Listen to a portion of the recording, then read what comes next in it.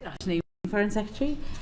Last time we saw you before the committee was in December last year, and we're pleased to see you again to cover a wide range of issues that are currently on your desk. And we're also really pleased to see Nick Dyer for your first appearance as Interim Permanent Undersecretary. We know that your time is tight, and so we'd be grateful. We have a large number of questions. We'd be grateful if you could keep your answers as concise as possible, and I will encourage the committee to do the same with questions. What I wanted really to start with was the last time we saw you, as I say, was December the 16th, and at that time you were working to the priorities of the former Secretary of State. But in March this year, you wrote to us setting out your 6 priorities, and they were security, growth and resilience, migration, development and climate, women and girls, and agile alliances.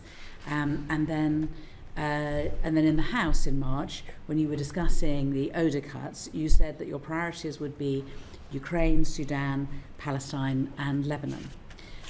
So I looked with interest at your Chatham House essay, and The Guardian said about it that it was one of the clearest and most comprehensive pictures of the Foreign Secretary's worldview, where she thinks her department should devote its attention in the coming years. Is that right?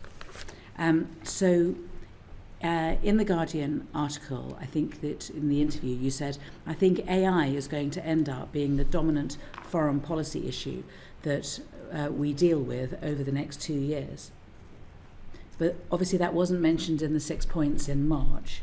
And I wondered, do you acknowledge that there's been a change of emphasis and priorities over that time? And so, I've got a member of my staff do the annoying thing of putting the 3,200 words into the computer, and if you have a look at the essay, AI comes up 12 times, NATO comes up 9 times, Europe comes up 13, defence comes up 8, and the word nuclear comes up 7. So it does seem as though there's been a change, because if you look at the issue of development, there's only 2 sentences on it, and if you look up Gaza, there's only 2 sentences on it, and Lebanon, where we visited recently, didn't come up at all. It's as if foreign policy has kind of lined up behind hard power much more. Would you mind explaining? Yeah, so thank you very much, Chair. Thank you to the committee for having me. We just give a sense of the overview and where all of these things fit in. I think what I was trying to set out in the essay was very much the backdrop. So the priorities we set out, these are the things that the FCDO is focusing on. Part of what I was trying to do with the Chatham House essay was really to set out what is the backdrop that we are dealing with and what is it that the UK has to respond to. That is an increasingly dangerous world and a much more unstable world. So the reality is, in response to that, we are having to focus more heavily on security and on building Britain's strength and resilience in response to that. In fact, that security issue was very much reflected in the priorities that I set out. But alongside it, as well as talking about our security and how we respond to the dangerous world or the unstable world that we face, I did also say we have to be more agile in our alliances and use that effectively convening power, the soft power as well as the hard power, in how we respond to a more dangerous world, because we need to shape the world, not simply be trying to shelter from the storm.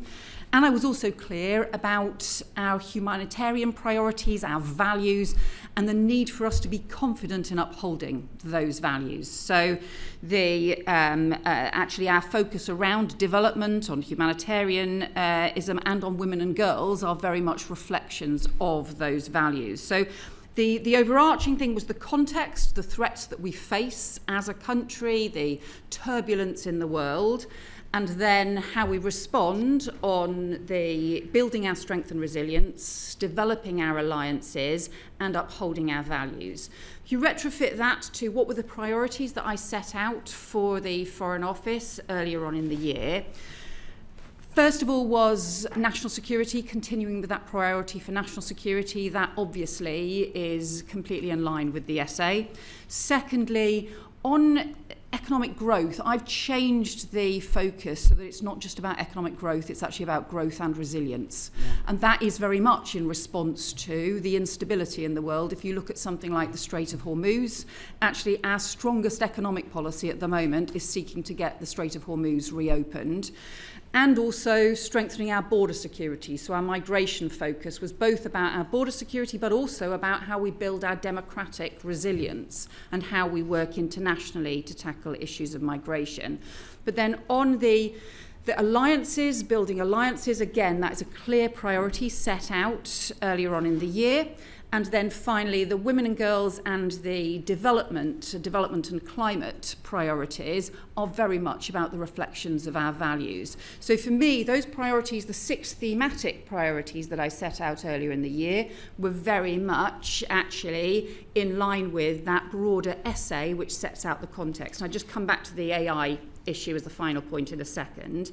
But then you also referred to what's the geographic priorities. And it's always a challenge when trying to write a sort of broad, overarching foreign policy essay. Do you start from the geography and move around the world, or do you try and address the broad themes, which means that you will highlight geography from time to time as part of highlighting the themes. So, of course, Ukraine, central to our security.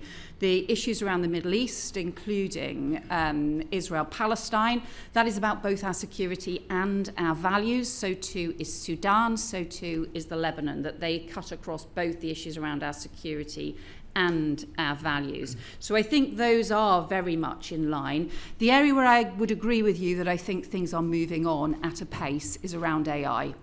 And look, that is just a sense of the pace at which I think everybody is grappling with the speed at which technology is changing. That creates huge opportunities, but also creates huge challenges and threats. And I was very struck as part of a visit that I did to China, where I went to see some of the work that they are doing on AI and robotics. Really the pace at which things are moving. We've also seen a lot of the debates with the US around Anthropic and so on. That's also, again, about the pace at which those things are moving. So I do agree that actually that was not highlighted in the priorities in February. That is a reflection of the pace at which this is moving. And this is me looking forward and thinking this is going to shape everything that we do, I think, over the next 18 months to 2 years. It's going to influence all of our foreign policy debates. And that means we in the Foreign Office have to adapt. So, I mean, obviously the world is changing very fast, and it's difficult to keep up with it, and it's been a very challenging period of time. But I think that my concern is that all of these changes are happening, the changes to priorities are happening at a time when the Foreign Office itself is being restructured, and we're going to come back to that later. As to whether or not the Foreign Office is restructuring in line with your priorities, and whether it will be in the position to be able to restructure if those priorities needed to change again. Can I take you to what happened yesterday, which with Donald Trump? I mean, so obviously you said that Iran's closure of the Straits of Hormuz is a direct threat to global prosperity, that Iran is trying to hold the global economy hostage. And it's imperative that international law is respected. And obviously yesterday we had Donald Trump saying that he was going to be the guardian of the Straits of Hormuz, and that he was going to charge ships 20% for the privilege of his being the guardian. I mean, what is Britain's reaction to this? How are we going to deal with such a challenge? Well, our position remains that we want to see the Strait of Hormuz fully reopened. This is about an international shipping lane, and it's about the law of the sea. So therefore no country can do what Iran has been seeking to do, and they have been deliberately trying to weaponize the strait to hijack the global economy effectively.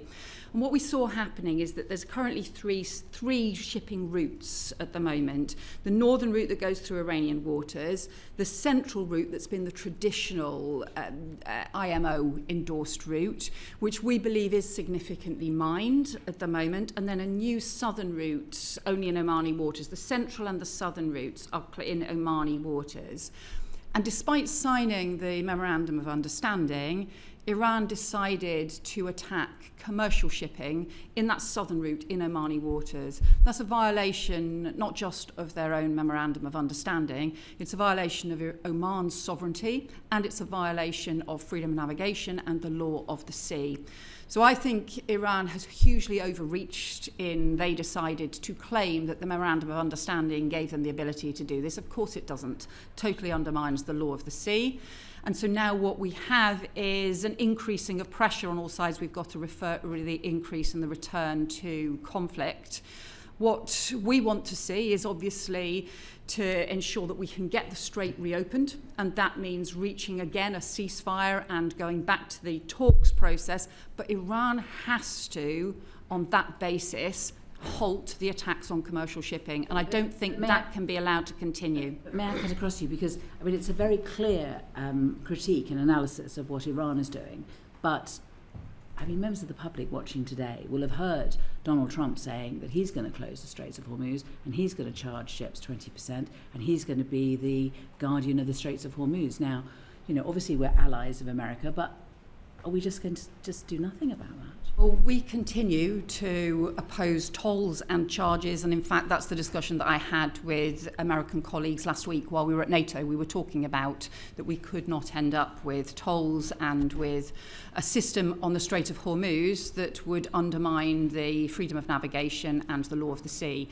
I think what we're seeing happening at the moment is the escalation of rhetoric around the conflict itself and the putting on of pressure, but our position remains the same. We support freedom of navigation.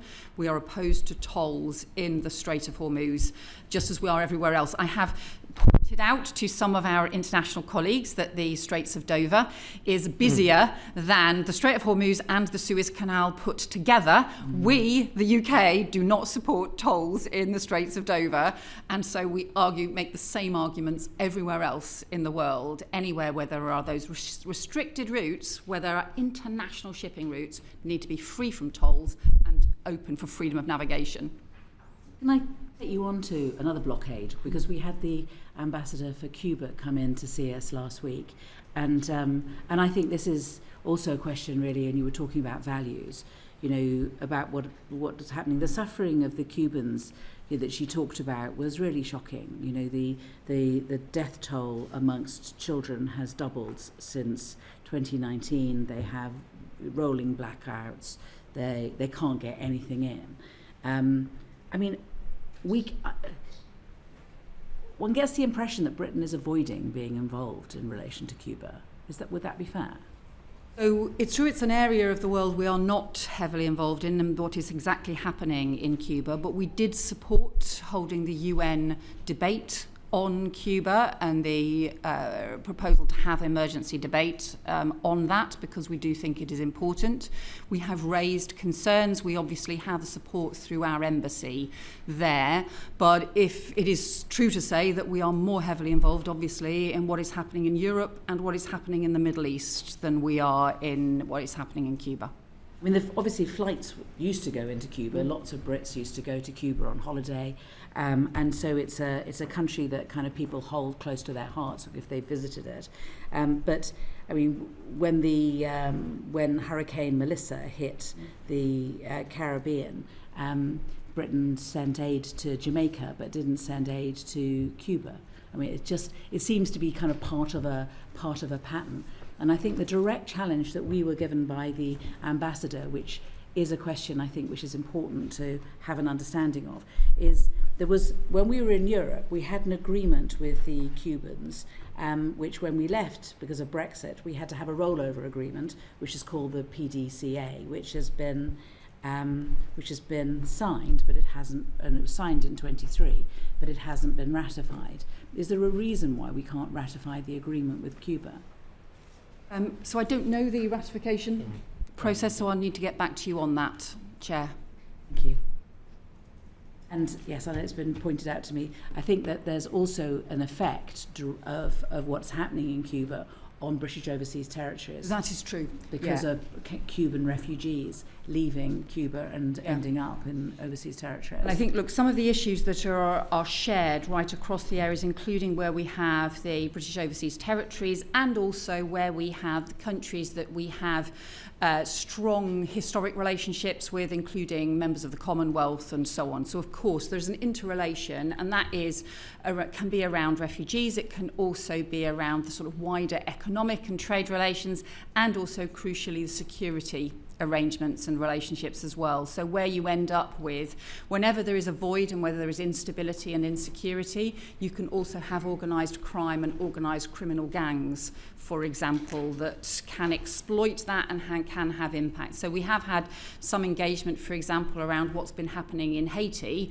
exactly because of some of the risks and the impacts on other neighbouring countries as well, and looking at particularly some of those organised crime issues too.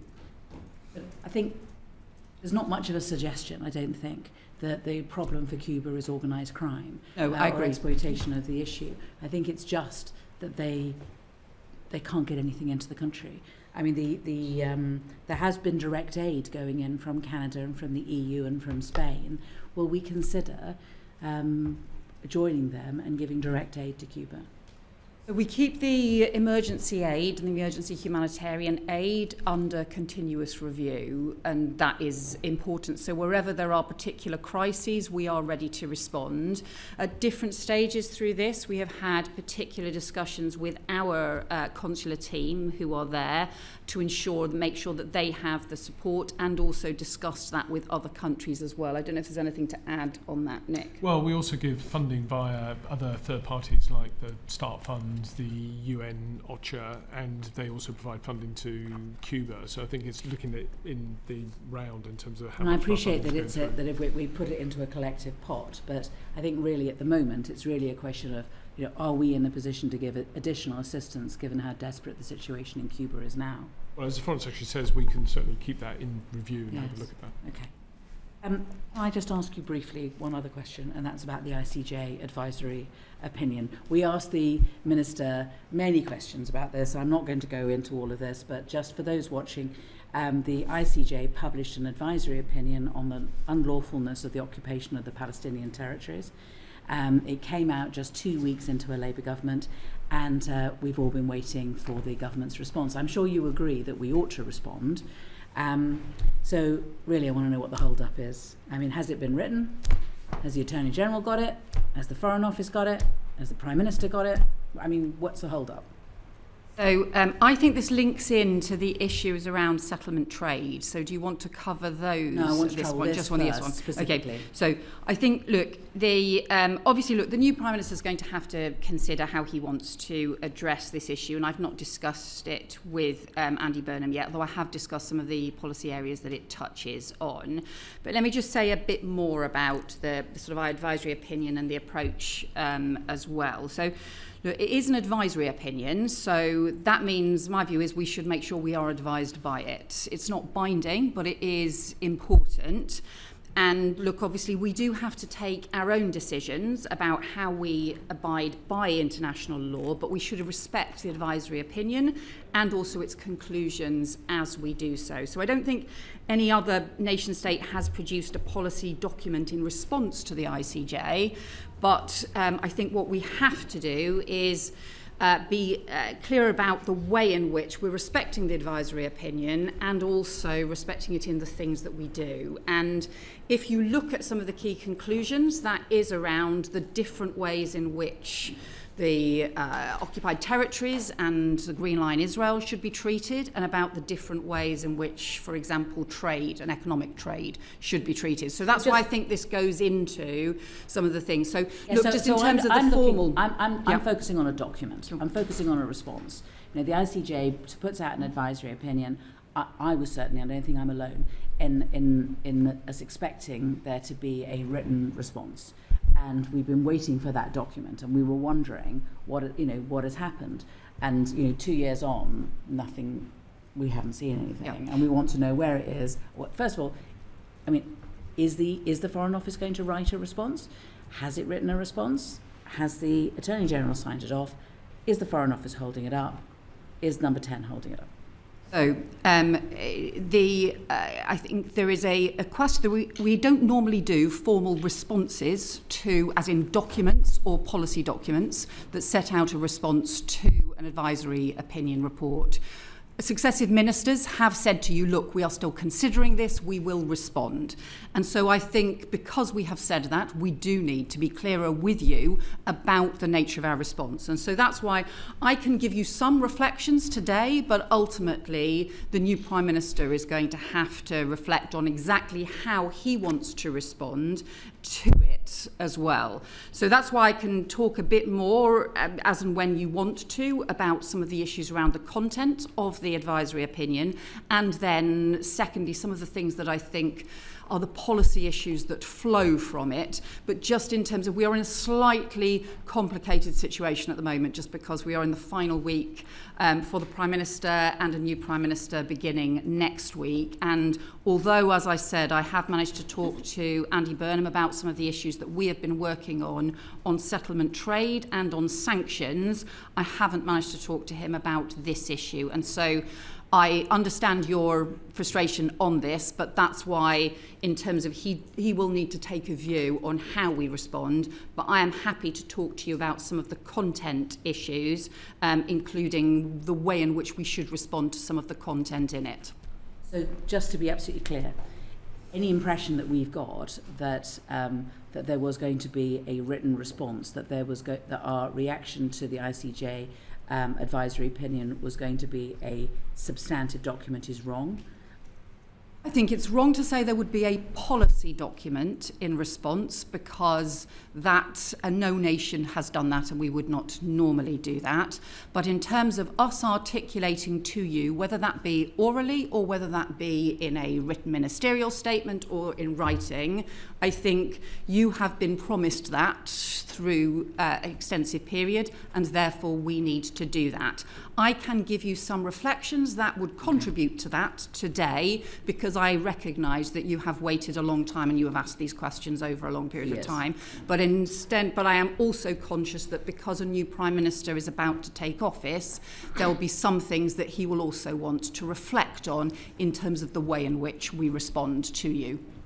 Who should we go to first? I go to first? Yep. Thank you, Foreign Secretary. So you mentioned Andy Burnham there, so I'll start with his position statement and then come on to settlements. Yeah. So he made a statement in relation to Gaza, saying that we didn't get it right, we must do better, and it took far too long to call for a ceasefire, and that now we must do much more to strengthen our approach. So as the Foreign Secretary, do you agree with his reflections that it did take far too long and that the position was wrong to start off with?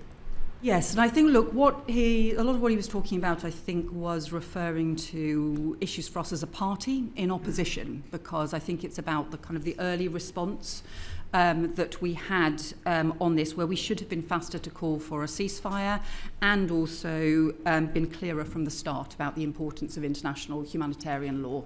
And I think that is a reflection really for us as a party, but yes, I do agree with that. In terms of stronger action going forward, you're saying that conversations still need to be had. So I also think we need to have stronger action going forward. And look, we should be clear about the things that we have done. We have recognised the State of Palestine, a historic decision to do that. We have suspended the previous government's negotiations on a trade deal. We have had suspension of all arms exports to the IDF that could be used in Gaza. We have had 4 waves of sanctions, including sanctioning 2 members of the Israeli cabinet, and including the most recent wave of sanctions on violent settlers. We've restored funding to UNRWA. We've increased support for the Palestinian Authority for both funding and capability building. We've done the medevac and student evacuations. We've also introduced with Australia and Canada a new international peace fund as well.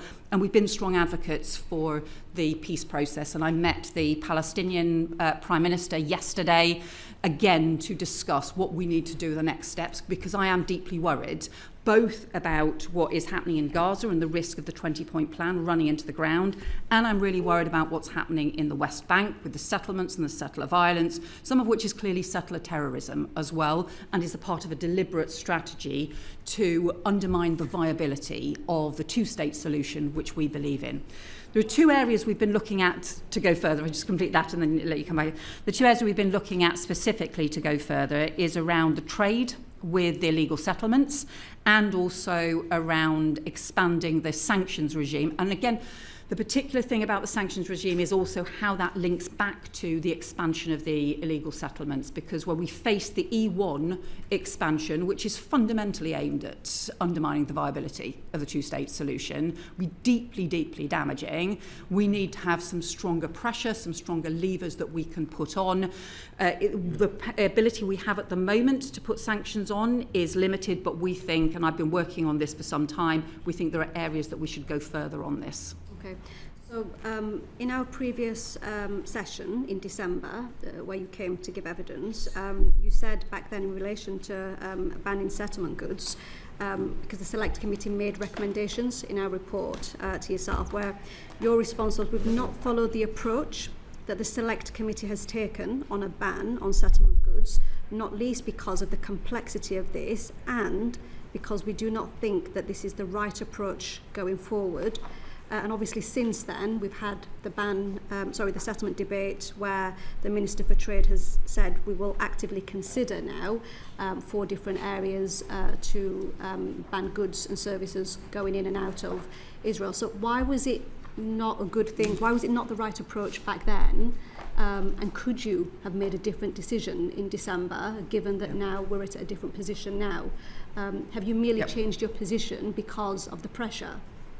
So I think there were 2 things that were consideration back in December. The first was, at that point, we were still seeking to support what I think we hoped in the autumn was a process that was going to make progress towards a two-state solution.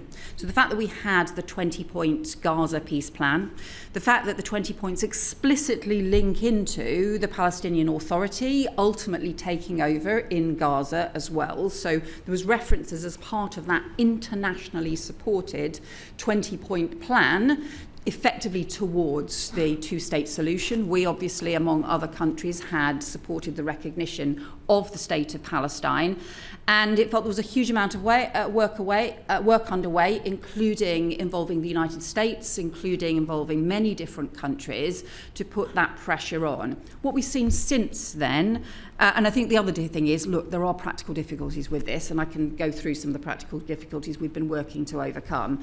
I think the things that have changed since then has been the total blatant disregard by the Israeli government for any of these processes, and in fact actually they've been doing the opposite. They've been accelerating the work around the illegal settlements and pursuing the action in not just the West Bank but also in Gaza as well, the humanitarian restrictions in Gaza. So do you mind sorry to cut in, but I mean I think that the difficulty is that the settlements were continuing and the intimidation was continuing on the West Bank during the very worst times of what was happening in Gaza during the 20-point peace. I mean, it's not as though everything stopped in Gaza. It's in the West Bank. The pressure continued, and indeed, many felt that whilst we were all looking at Gaza, that more was happening on the West Bank, which was why this committee recommended as strongly as we did that we had to do something about the West Bank,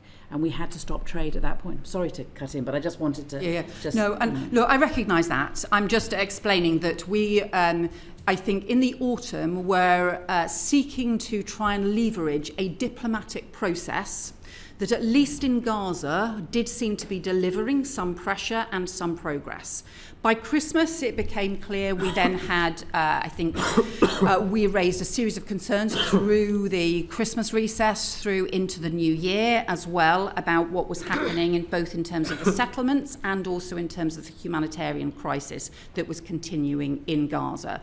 So it became clear actually into that period how difficult this was going to be and the risk that we were going backwards. The second thing that I think has changed has been other countries have sought to make some progress. And so, therefore, we've always said we should work with international allies on this. You have, I think, Spain, Ireland... Foreign Secretary, on that point, why are we watching other countries take the steps first, why are we not leading, and why are we not taking the action and bringing other countries with us? Because if we note other countries, Spain, Belgium, the Netherlands, they've all been more proactive than us on this particular issue. Why has the UK not decided, well, this is a step that we want to take, and then bring other countries with us? So only a small number of other countries have done this, and actually they have faced significant limitations. What we're trying to do at the moment is learn from those limitations and see how much further we can go. So we are looking at going further than other countries at the moment in terms of the options we're looking at. We have also continually led the way on a lot of the sanctions issues. So if I just say something about the things we are looking at the moment, one of them is around expanding the sanctions regime so that you can use it in a targeted way against the settlements. So if you look at the E1 settlements at the moment, we've got the ability through the sanctions regime to go after settler violence for abuse of human rights. So we can take action, we can put sanctions down where there's evidence of being linked to settler violence. But if it's simply a contractor that actually does a contract for E1, that is quite hard for us to use our existing sanctions regime to do so. We think we need to expand the sanctions regime to look at making it more about international humanitarian law, not just human rights abuses. That would allow us to then say to all businesses who are considering contracting to develop the E1 settlements, if you do, we will be pursuing sanctions. That will take us a bit of time to bring in and to expand that, but I strongly think we need stronger levers to be able to put pressure on international businesses that are tempted to get involved in the E1 settlements. Those settlements are illegal, they should not be going ahead, and it's not just about short-term illegality, this is about the long-term undermining of the viability of a two-state solution. And so that is the warning I want to be able to give to businesses now. Do not engage with the E1 settlements. We are going to pursue sanctions on that, and we also want to work with other countries to encourage them to do the same. When we banned trade with Crimea after the Russians invaded that, how long did that take, and why is this taking so much longer? We have a trade deal with Israel where we make a distinction between the West Bank and Israel. We're able to distinguish when it comes to giving Israel preferential treatment on bringing their goods in, but we don't seem to be able to just stop the trade. I don't understand. So on the trade issue, so there's how we use sanctions in a targeted way for those who do contracts. So then alongside that, there's what more can we do on settlement trade. Obviously, the additional complexity for the settlements compared to Crimea is with Crimea, we also had a sanctions regime for Russia and for Belarus, and if they had knock-on consequences for what was happening in Crimea, to be honest, we thought that was fair enough. And if for the settlements, there's obviously an issue about not wanting to have an impact on Palestinian businesses in the occupied territories and not wanting to have an impact on legitimate Israeli businesses in Green Line Israel that have never had any engagement with the settlements and who may have had all sorts of trading relationships. Well, so that means stop. And if they don't stop, then they're going to be impacted. Indeed, and so there are ways to do this through the, again, this dedicated sanctions regimes, and we've also been looking at whether there are things you can do through the goods licensing process as well. In terms of where other countries have got to, because it is worth reflecting on, most of the other countries have focused on goods and focused on goods only. Services is more complex, so if we want to look at things like advertising bans and things like that, that is more complicated. Spain has done import of goods. Ireland is currently, they'll be completing their legislation next week. So I spoke to the Irish Foreign Minister again yesterday. I have previously discussed it with her, but I spoke to her again yesterday about it at the Palestinian Donor Group. But they made a decision to just focus on goods and not on services. Similarly, the Netherlands has done so. Norway is consulting on things. Slovenia did introduce an import and goods ban, and then they reduced it. Norway's introduced a white paper and will introduce legislation in September. Yeah. So they're planning to do it through legislation. Yes. We would rather not have to do this through primary legislation because that is a very complex route. So what we're looking... Parliament if you introduce legislation to ban... it just takes a long time. So that Ireland have chosen to do this through primary legislation. What we are looking at is what the options would be in terms of using secondary legislation, including using effectively the statutory instruments and the existing sanctions regime processes. So we're looking at all of those things at the moment. Ultimately, the new Prime Minister will need to take a view on all of this, but these are the things that we are working through in some detail. Because look, the fundamental principle here is, first of all, that nobody should be profiting from stolen land. And secondly, we need to have stronger levers to put pressure on, particularly around the E1 settlement, because of the damage that it would do. So, look, it's about, look, we want to have a position that reflects the fairness and what we think is right, but actually the most significant thing that's driving the pressure on this at the moment is the need to have additional levers and ability to put pressure on in this area. Final question.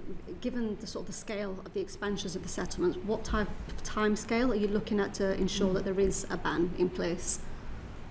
If you could have a short answer. The reality is that I don't have a timescale at the moment. I want any action to be as rapid as possible. There are some things that you might be able to do more quickly than others, but they may not provide a full answer, and that's what we're looking at the moment. Do you know when the Israelis intend for the contracts to all be signed on E1? So there have been rumours about different timescales. We are currently anticipating it's possible that they will do so during August.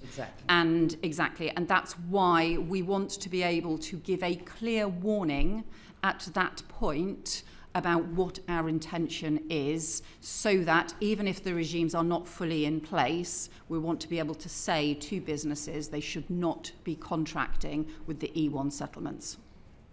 No. Thank you. Foreign Secretary, when the Minister for the Middle East appeared before us last week, he suggested that you'd be able to update us on the envoy for arbitrary detention, who the Foreign Affairs Committee, have been asking about throughout this Parliament. Do you have an update for us? Yes, I do. I can tell you that Alistair Burt is appointed as the UK's first ever envoy for complex consular cases. His focus will be on the most difficult and complex detention cases involving British people overseas, including those where there are obviously human rights concerns. And I think many of you will know Alistair as somebody who I think was an extremely well-respected minister, including Minister of the Middle East. And I think will have both the experience and the dexterity to be able to deal with what are often very difficult cases with a lot of distressed families, and also complex negotiations that need to take place with the states involved. And it would be fair to say that when he gave evidence before us about the British government's policy towards the Middle East, both Labour and Conservatives, he said that it was always too little, too late. And the good thing about Alistair is that you know that he will always tell us, and he will always be honest about what he thinks, and he will do so in such a diplomatic way that you always think, well, fair point. Yeah, I do. There's some follow-up on that. Thank you. That's welcome news from this committee. As part of the evidence last week, I asked the Minister for the Middle East questions about Dr. Hussam Abu Safia, director of Kamal Adwan Hospital, who's been in Israeli detention for 18 months without charge. The UN has deemed his detention arbitrary and called it a flagrant violation of international law. Earlier we heard from a quote from you that you said it's imperative international law is respected. Here's a very clear case where it's not. The Minister told us that it's been raised by the FCDO. I wanted to ask you how this has been raised. What have we done? So I think got a lot of distress about this case, and I think it's also, we've had evidence, obviously in this case, that there's been a lot of focus on, but actually I think there are other cases, including of doctors and healthcare workers of being detained, and no transparency for those cases, real concerns about human rights abuses, real concerns about the implications. So we have raised it. This is something that Hamish Falkland has been pursuing, and that this is something that we will continue to pursue as well. How exactly has this been raised, Foreign Secretary? Well, I can provide you with further details, or get Hamish to provide you with further details. I know you've raised it with him. We'd welcome you writing to us. So the Minister told us that questions of specific crimes against doctors or anyone else, it's right that those international mechanisms, or indeed Israel's own accountability mechanisms, take place.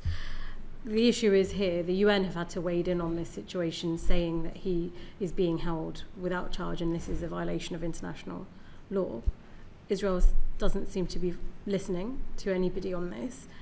His situation is very grave. He may well die in captivity. What do you say to the British people who are looking on at this and wondering, why is this situation being allowed to unfold? I think there is this really serious concern about human rights abuses, and this is a very distressing case, because we know this is somebody who has been a doctor providing medical and health care for people as well. And I think it's something that has been raised internationally. Ultimately, it is the Israeli government that needs to be accountable for the decisions that they have taken. It is one of a whole series of individual cases where there are real concerns about the abuse of human rights law, about the abuses of international humanitarian law in this case. Thank you. In line with that, as part of our questions to him last week, the Minister told us that the basic norms of international humanitarian law are being increasingly unadhered to, and that a whole range of questions on accountability remain unanswered. Yesterday, you would have seen, as we did, EU foreign ministers struggling to reach an agreement regarding trade with illegal Israeli settlements in the West Bank, and we've heard from you this morning as well. We are agreeing that we can see that the Israeli government are openly stating they're erasing internationally recognised borders, and there is state-sponsored settlement activity. We agree that Israeli settlements are a barrier to peace. There is round agreement with counterparts that they are illegal, but we're still finding reasons for why we're not banning trade with illegal settlements outright. The incoming PM has said we've got it wrong on Gaza. What do you say to all these things as the current Foreign Secretary? Because I'm aware some of this predates your time. Yeah. So I think there's two issues there. There's the settlement trade, and then there's the wider international humanitarian law breaches. So on the settlement trade, I agree, we do need to do more, and we've been looking at a range of different options as to how we go forward. The new Prime Minister will need to take a final view on those. So I agree, we do need to do more, and I think we are ahead of the EU looking at this. Individual countries may have gone further, a small number of individual countries have gone further, but we are ahead of the EU in looking at this. But the broader point about international humanitarian law, I think, is important, because we've seen a series of breaches of international humanitarian law, not just in terms of what's happening in Gaza and in the West Bank, but in other parts of the world as well. Our sanctions regime currently can't effectively be used on breaches just of international humanitarian law.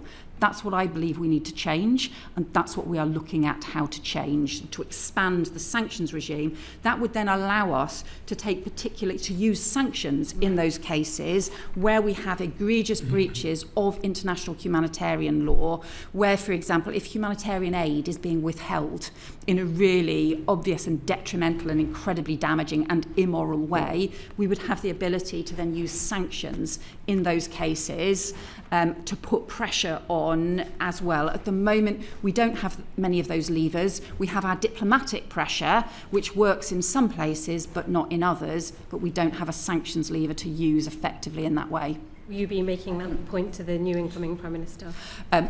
We have had some of those discussions, and I'm sure those discussions will continue. It was Alan, yes, sorry. Thanks, Chair, and thanks for joining us today, Foreign Secretary. I wanted to raise Syria, and I draw the committee's attention to my register of interests. I was in Syria earlier this month at the inaugural Syria-Britain Business Council conference, and it's clear there are opportunities for the UK to support the transition and the reconstruction of the country, but we may be missing some opportunities by not having an ambassador in place or our embassy up and running. And notwithstanding the recent attacks, I wonder if you could say a bit more about when you think we will have a permanent presence in Damascus. So I'm going to defer to Nick on this, because some of the issues around the scale and nature of our diplomatic presence obviously raises a range of the issues. We are very conscious of this as a priority area where, in terms of our relationship with the Syrian government, it's something that Minister Falconer has been looking at a lot. We're currently recruiting for the next special envoy to Syria as well, and we are reviewing the diplomatic presence. Yes, so we are looking at our overseas network review as part of our broader transformation, and looking at how we can deploy our staff differently to reflect the new realities of the global world that we live in. Part of that is obviously places that we're not in, including Syria. We've had an initial look at the options of a permanent presence in Damascus. It is incredibly expensive, I will say that. So there are trade-offs, and we just need to work through what the trade-offs are. So we need to do two things. First of all, work out what are the options, and the whole bunch of options that I've seen, what we think is the best option, and then secondly, what is the trade-off? So if you want to open this mission, which ones are we prepared to reduce? And I think that's a set of options. How many options are you looking at, and when might you have an answer? Well, the overseas network review, frankly, I'm pausing that until we get a new POS in place, because I think the new POS want to have a view on that, as well as the ministers. We're having the first cut at a conversation this week, and then we'll probably take it into the early autumn. The public may not know that we invest more money in Syria than any other country. And so the idea we don't have a representative in that country or an embassy is odd in the circumstances. Yeah, I suspect Ukraine is probably a bigger bet in terms of our funding. Okay, but, yes. It's all. So yes, we have invested. We'll have a look at the obviously at the Foreign Office's accounts when we get them. Yes. But we haven't had a chance to have a look at them yet. They haven't come. We haven't published them. Yeah, that's right. Although we asked for them for today. They will be published before recess. Well, good. Because unfortunately, it'll be after you've left. Holiday reading. Holiday reading, yes. But when you come back in September, we'll ask you about them then. Yes, Jim. Richard. Thank you, Chair. And Foreign Secretary, when you were before the committee last December, we talked a little bit about the US national security strategy that had come out the 1 month prior. You'll know very well that the United States talks in that document about helping Europe by, quote, cultivating resistance to Europe's current trajectory within European nations.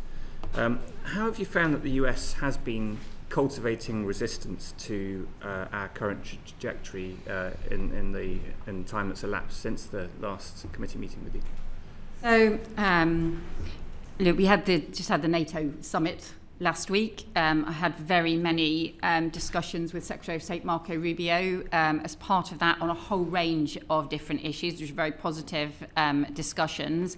And I think the big focus has been how we increase Europe's role within NATO. And I think that's exactly what we've delivered, and working across European countries, strengthening. So the US remains a very important partner in NATO, and the agreement really was about a stronger Europe within a stronger NATO. But Europe has to do much more to carry the weight, in particular in the face of the increased threats. So I think that has been, in my sense, has been the biggest focus from the US on Europe over the last 6 months, has been ensuring that actually Europe does go further. So Europe and Canada together have substantially increased the funding for NATO, for defence as well. And that really has been an agreement, because I do think the reality is we had all relied on the United States for too long, and Europe, including the UK, does need to step up. Thank you. And at the NATO summit at Ankara last week, Trump threatened that Greenland, quote, should be controlled by the United States, not by Denmark. How has this acquisitiveness from the Trump administration in relation to the territory of a NATO ally affected the US-UK relationship? Yeah, so obviously this first became the focus back in the late January, early February of this year. The view we strongly took and was shared by most of all our European partners as well was the Greenland is part of Denmark. Greenland's sovereignty, or the part of the Kingdom of Denmark, the sovereignty lies with Greenland and the people of Denmark and the people of Greenland, and it is for them to decide and for Greenland to decide its future, not for the United States to do so. That's been our strong principle of sovereignty. What we also did alongside that was work again with our allies on developing a multilateral response to Arctic security. Because some of the points that the US have made were about Arctic security. Well, Arctic security is a shared issue, because if you want to defend the US against the Russian Northern Fleet, the crucial thing is that area of water between northern Norway and Iceland, between the UK and Iceland. And so the crucial issue is, how do you defend that in a maritime way? And therefore the role that the UK and Norway play is fundamental to the defence of the North America as well. So that's why I went to the north of Norway with the Norwegian Foreign Minister why we all pressed for a new Arctic sentry as part of NATO, and that has what's been agreed. And that's now what is operating. The Carrier Strike Group was operating as part of that very recently. And I think that has been really a combination of us defending principles and also coming up with a practical alternative way forward to stop NATO fracturing, bluntly, and to make sure that we pull NATO together around Arctic security.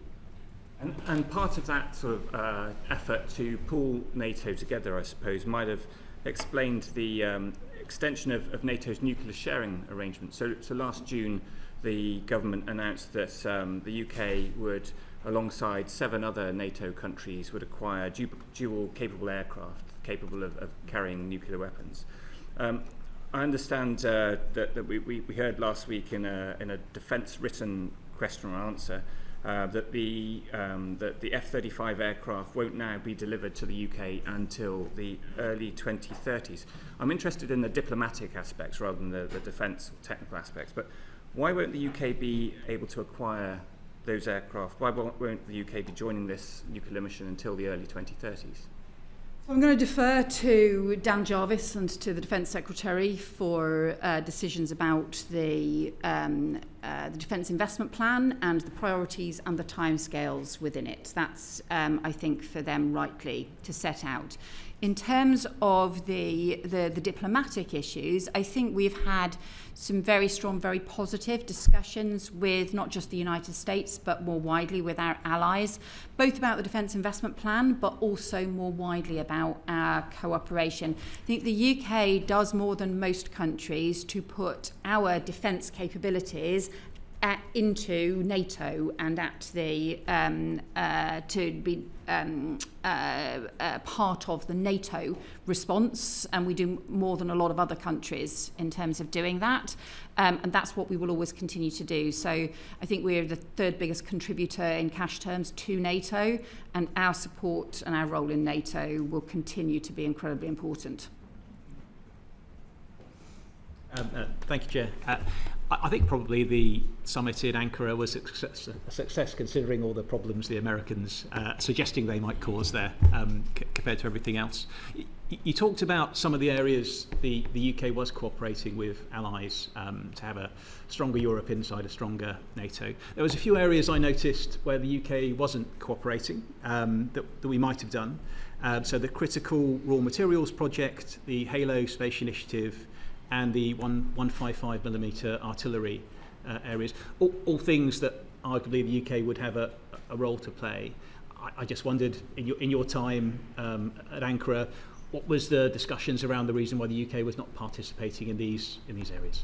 So none of those areas were raised with me as issues by any of our allies, and again I think the the sort of detailed decisions in terms of priorities obviously is a matter for the Defence Secretary. I think what I would say is, look, the UK has particular capabilities and particular specialist capabilities, and therefore it's right that there'll be particular roles that the UK will play as part of NATO, and ultimately no country can spread itself across every single area or capability, or actually our contribution is limited, and we are best focusing in parallel. That's the whole point about having a NATO alliance, is that we focus alongside allies on different areas and capabilities.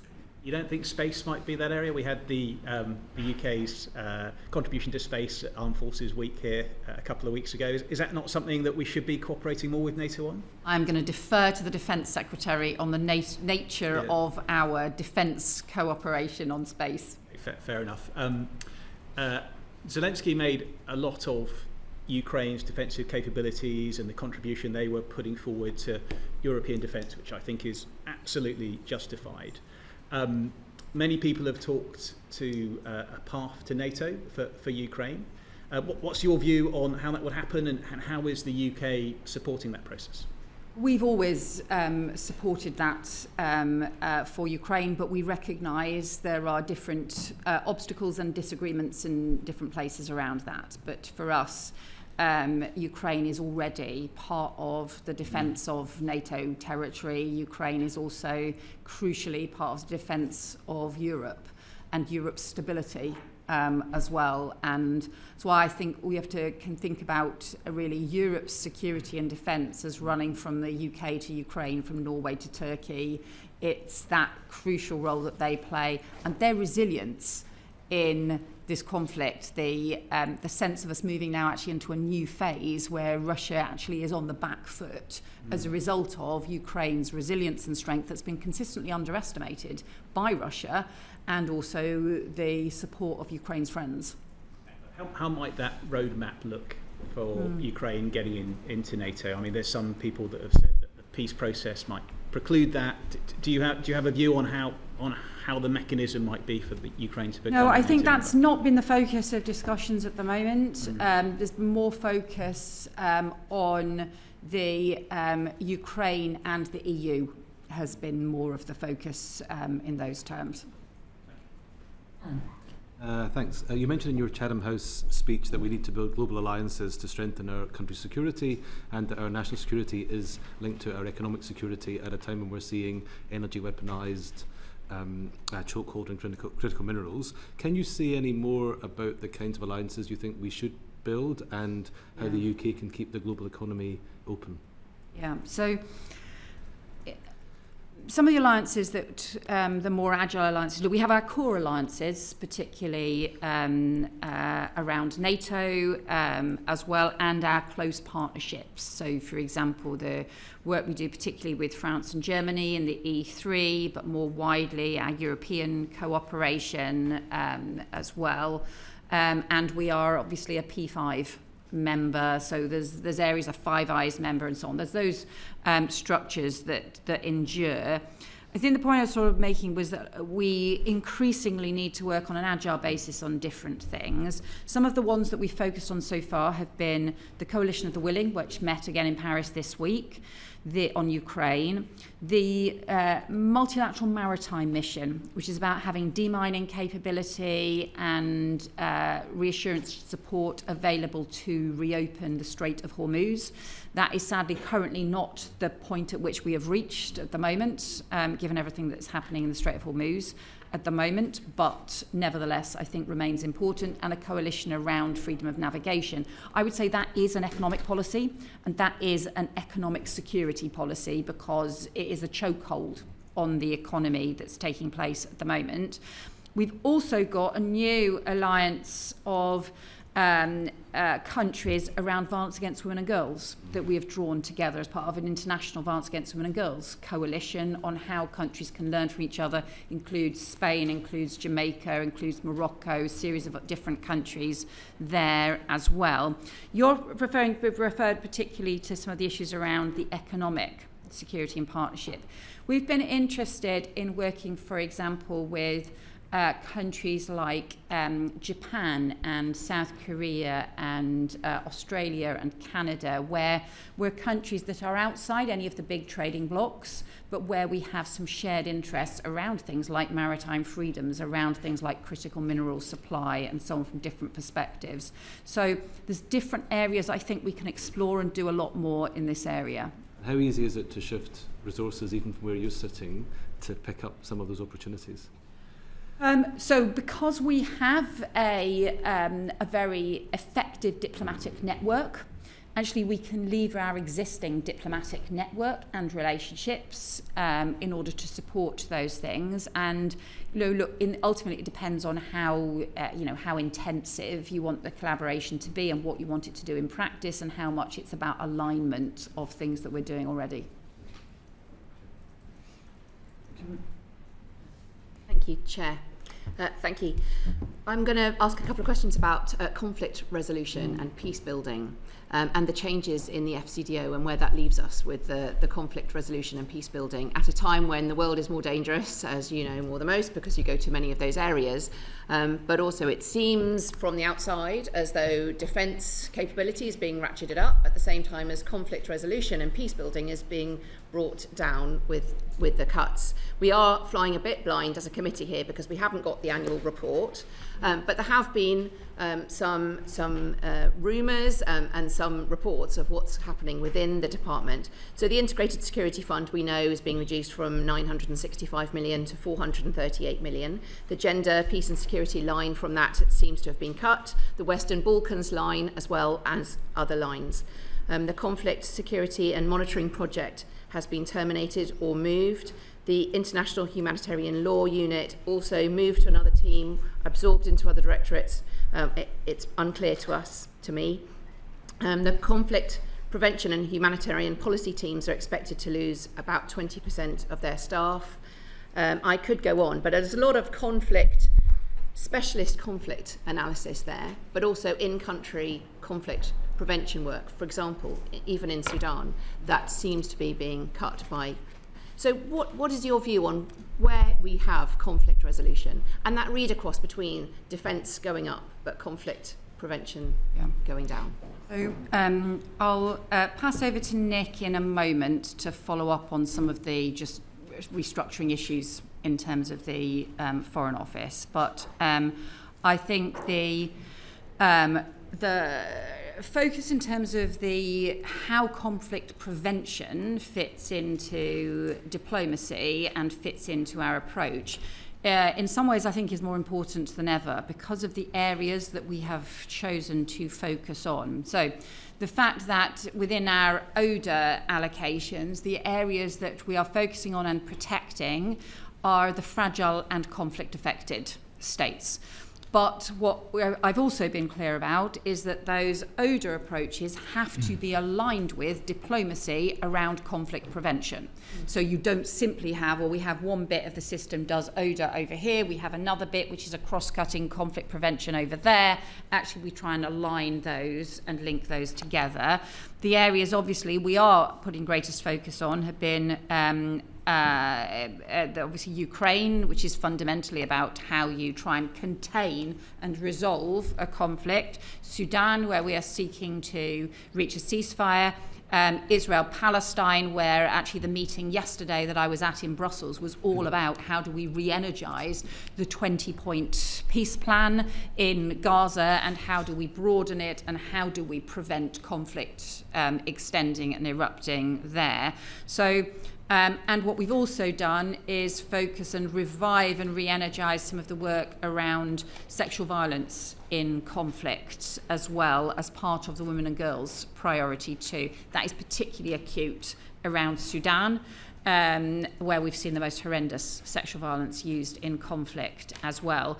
There is obviously, there's a broader backdrop, which is the UK staffing of the Foreign Office and of the FCDO compared to the combined UK staffing of the Foreign Office and DFID put together is actually a 39% increase in 10 years. That is not sustainable, and so that is why, as part of not just the spending review, but as part of focusing the organisation, we do have a programme which is about reducing, having had some staff reductions as part of that. So that is a backdrop. Would you say it's gone from overall conflict resolution, looking around the world, to much more focused on those? The 4 countries are Ukraine, Sudan, Palestine and Lebanon that are talked about. Do you think it's the focus is on those 4 countries alone, and at the expense, or you have to make decisions of that more global conflict resolution? And so areas like the Western Balkans, which may be coming up as conflict areas, are having to be reduced because of the cuts. Well, so Stephen Doughty has just been doing a very intensive period of diplomatic engagement in the Western Balkans. We've obviously had Karen Pierce as our envoy in the Western Balkans as well. So I think in terms of our expertise and capability, we maintain a very strong focus on the Western Balkans.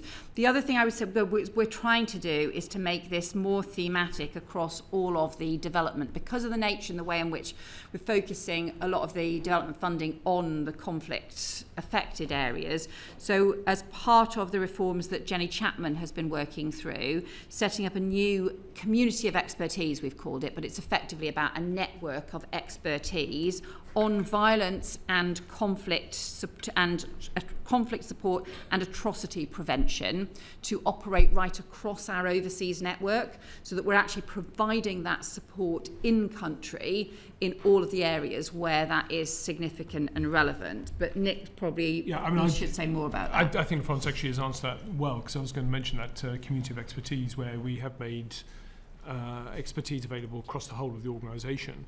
Just one word on the funding. In terms of actual funding of projects, we'll see a person there instead of a whole potential project on the ground, won't we?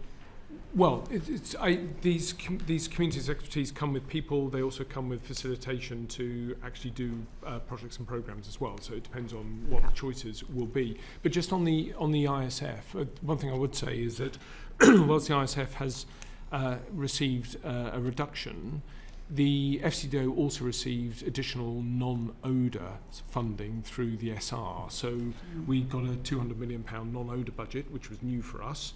So we've also looking at that in the context of the ISF and looking at the ISF and the non-ODA budget together.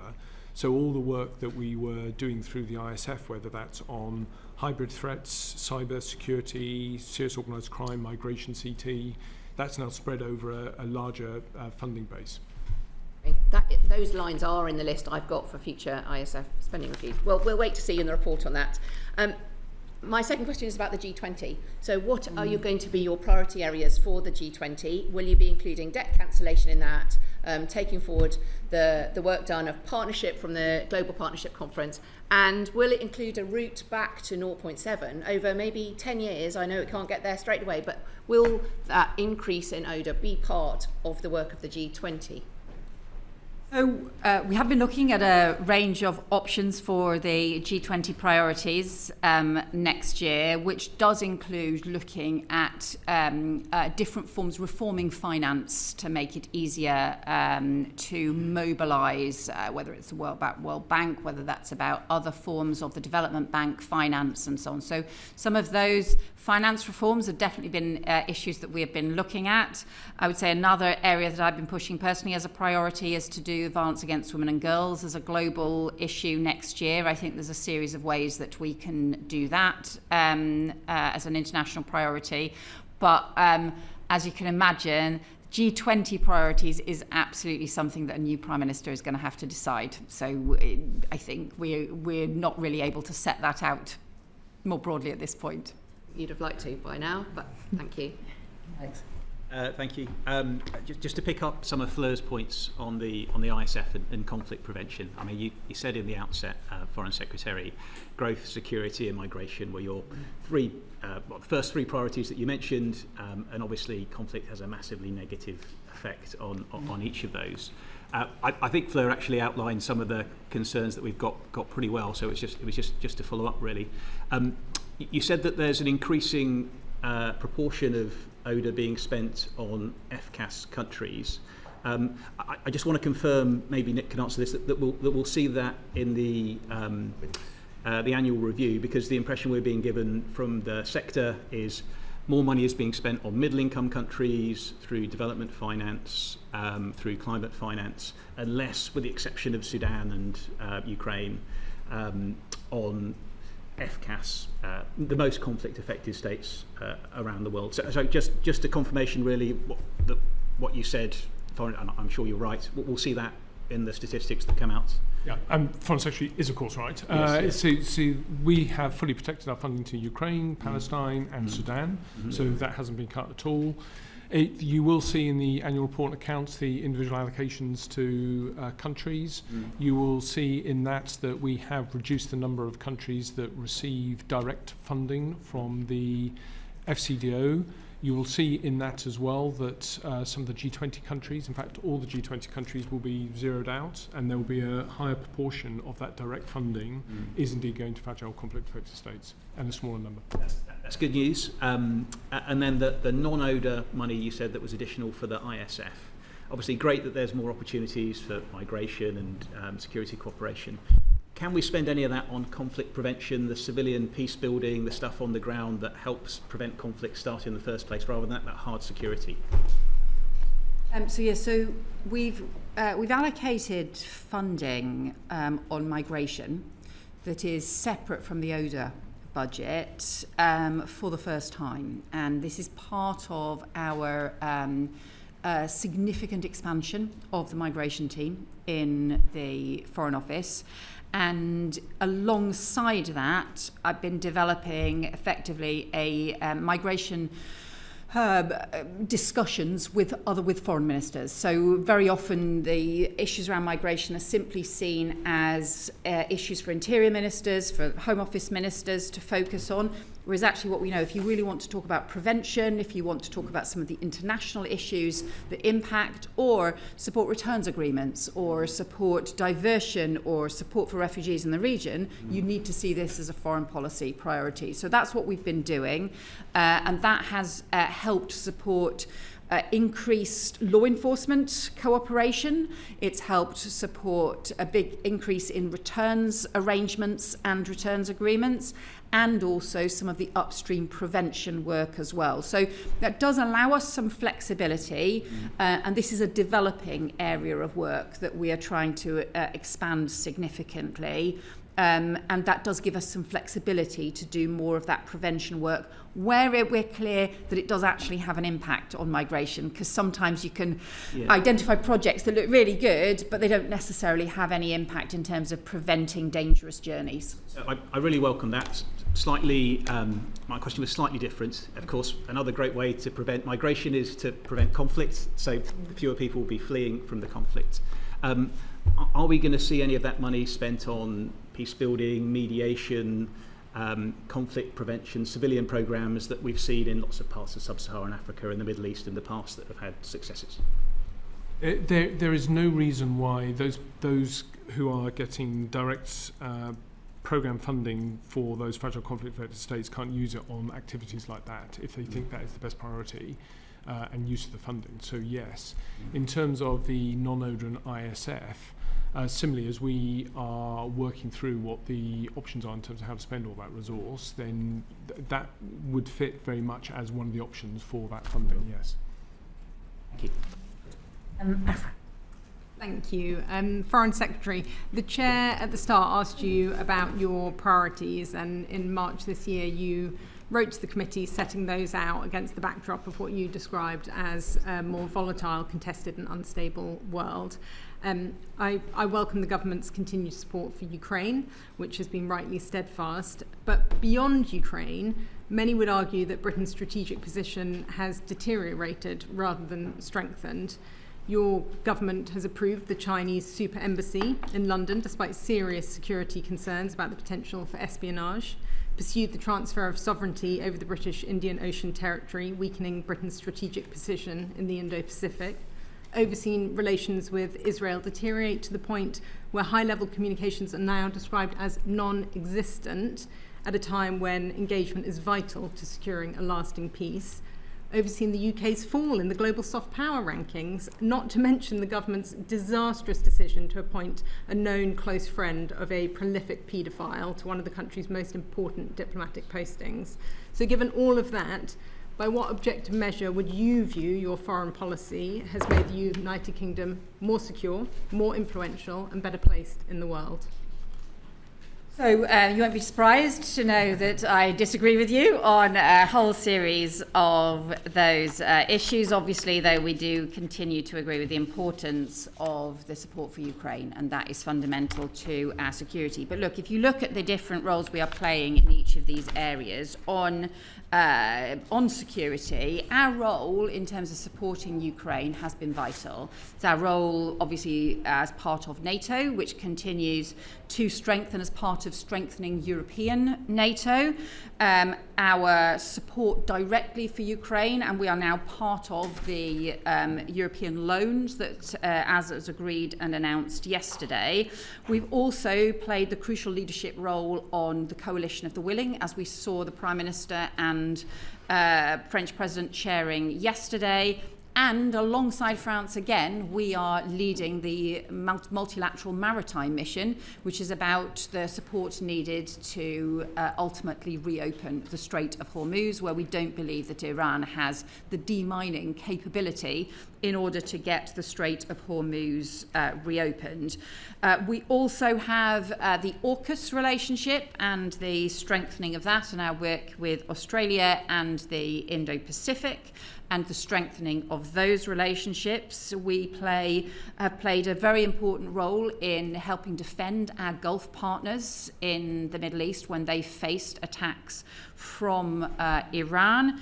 And we continue to play an important role in the United Nations as well. So I think in terms of our security, both in terms of our European security and the Middle East as well, and also some of those wider global relationships, that we've been playing a hugely important role.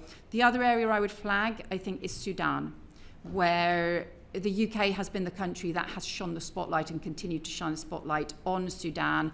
I used the opportunity of NATO last week to raise Sudan and the risk to El Obeid again with other European colleagues who have also since put pressure on, and with the United States and with Gulf partners who we are continuing to raise this with. And the Prime Minister also raised this with President Trump as well. So we are also playing an important role, I think, there in what is probably the worst humanitarian crisis of the 21st century. Thank you for that, and thank you for raising Sudan. I wanted to pick up specifically on the British Indian Ocean territory. According to the minutes of the Mauritian Cabinet meeting on the 10th of July, the UK has informed the Mauritian government that, and I quote, a new UK Prime Minister was likely to be appointed by the 20th of July 2026, but the UK policy with regard to the Chagos archipelago was unlikely to change. Can you confirm that the new Prime Minister does indeed intend to continue the deal on the terms agreed by the Starmer government, including the roughly £35 billion cost to the British taxpayer? And can you clarify whether this assertion made by the FCDO to the government of Mauritius was based off access talks that the next Prime Minister has been involved in? Yeah, I think, look, all of your figures are not right, and look, this has been a long, ongoing discussion. Look, let's go back to what the issues are with the Chagos Islands. The important issue is that we can on time, yeah. And I think well, probably all of us here know the issues, but what I'm really keen to understand is whether the bill is intended to be brought back by the new Prime Minister in the same form, and whether he's been involved in these talks with the Mauritian government. That's a matter for the new Prime Minister. He will set out his position. It's not an issue that I have discussed with them. The fundamental issue here is how we make sure that the capabilities around Diego Garcia, the capabilities that we have and the basing that we have is protected, and its security is protected, including from threats, whether that be security issues around China, whether that be security issues more widely. The important thing is the security is protected. We set out as part of that. set out as part of that a treaty that would be the effective way to do that. It's currently something that we are continuing to discuss with the United States. So those discussions will continue, and the new Prime Minister will take a view on those discussions. You're not aware whether the assertion made by the FCDO came I don't think that's an accurate description of the discussions that took place. Okay. I think that, so I think you've got different on that inaccurate point, reports. and I'm imagining that what your answer is probably going to be to this as well, but I just want to check whether you're aware whether the US administration has been engaged with by the new incoming Prime Minister in terms of the Chagos deal. Not that I am aware of at all. And just on Chagos as well, can you confirm whether Mauritius is going to receive any of the money that was pledged in the government's treaty this year, even if the legislation hasn't been passed in the UK Parliament to implement the treaty? Look, we are currently having discussions both with the US and with Mauritius, and we said that we wanted the US agreement to the approach because, of course, that this is about shared capabilities that we have. We have set out what we believe to be a sensible way to address the security risks and the legal risks to the base. There's no getting around what those security challenges are, and we have a responsibility to ensure that the security there is protected. We'll continue to work with both the US and with Mauritius, but this is an issue is not yet resolved. So it's possible that money may be passed over in the budget, even if it doesn't go through? We haven't set out any proposals for that. The issue is not yet resolved. Those discussions are continuing. Just moving on to a totally different topic, you'll be relieved to know. As you know, yesterday the Home Secretary took steps to close legal loopholes so that the leader of the Rochdale grooming gang, Shabir Ahmed, a vile individual guilty of horrendous crimes of exploiting, raping, abusing young girls, can be deported to Pakistan. Despite being stripped of his British citizenship in 2016, media reports are suggesting that Pakistan is refusing to accept Ahmed and is demanding the extradition of 2 political dissidents from the UK in order to do so. I just wondered what conversations you might have had with your counterpart in Pakistan and what steps the Foreign Office is taking to ensure that Shabir Ahmed will be deported. Yeah, I mean, this individual should not be in the United Kingdom. He should be deported. He has no right to be in the United Kingdom. So I strongly support the action that the Home Secretary is taking. Look, this is something we have repeatedly raised with Pakistan and will continue to raise with Pakistan. And it's not just this individual case. There are a small number of similar cases where we also believe that these individuals have no right to be in the United Kingdom and should be returned to Pakistan. Those discussions will continue and because we think ultimately the rules should be enforced. So on that point, in the Home Secretary's speech in the House yesterday, she did say that the Foreign Secretary and I will continue to work on all avenues to pursue a deportation. Do you agree with the Shadow Home Secretary that if a country refuses to take back a convicted criminal, they should face visa sanctions? We've already taken some strong measures and increased the number of foreign criminals that are being returned as a result. So there's been a significant increase in foreign criminals returned over the last 2 years. We've also taken action, including around some visa measures and so on, which have also prevented some of the abuse of the system as well. So we've seen a reduction in abuse in certain areas and from certain countries as a result of taking measures around visas or as a result of the negotiations which have included covering those things. And we've also secured an increasing numbers of returns agreements. You'll understand why I'm not going to go into the sort of detail in terms of discussions with individual countries, but in terms of the broad point, do we believe that all possible levers should be looked at in order to ensure that the immigration system has credibility and that the rules can be enforced? Yes, we do. Thank you. Thank you, Chair. Foreign Secretary, can I turn to Russia, which has been described as the most serious threat that this country faces, and where we know there has been a steady stream of attacks in the form of sabotage, assassination squads, the attacks on the Prime Minister's own house, cyber security, and every other lever, including disinformation. At the same time, British citizens continue to go to Russia, and Russian citizens come here. British businesses are doing business in Russia, and Russia seems to be gradually being included once again in international and sporting and cultural events. So what is our strategy towards Russia? So we work very closely with our NATO allies, and also particularly with as part of the E3 countries, and also some of our E5. So in other words, the France, Germany, Italy, Poland. We have very many discussions about the approach to Russia. I think you're right to describe Russia as the most serious threat to Europe, and that is a range of different kinds of threats. So in Poland, they obviously are preparing to ensure that they can deter any direct military threats. And so I've been to see the concrete tunnels that are being dug along the border with Kaliningrad, and the anti-tank defences that they're ensuring are in place as a deterrence against physical threats. But what we're also seeing is the hybrid threats, the sabotage, the cyber threats, the misinformation, the industrial scale of disinformation that I know the committee has a lot of expertise on and has looked into in some detail.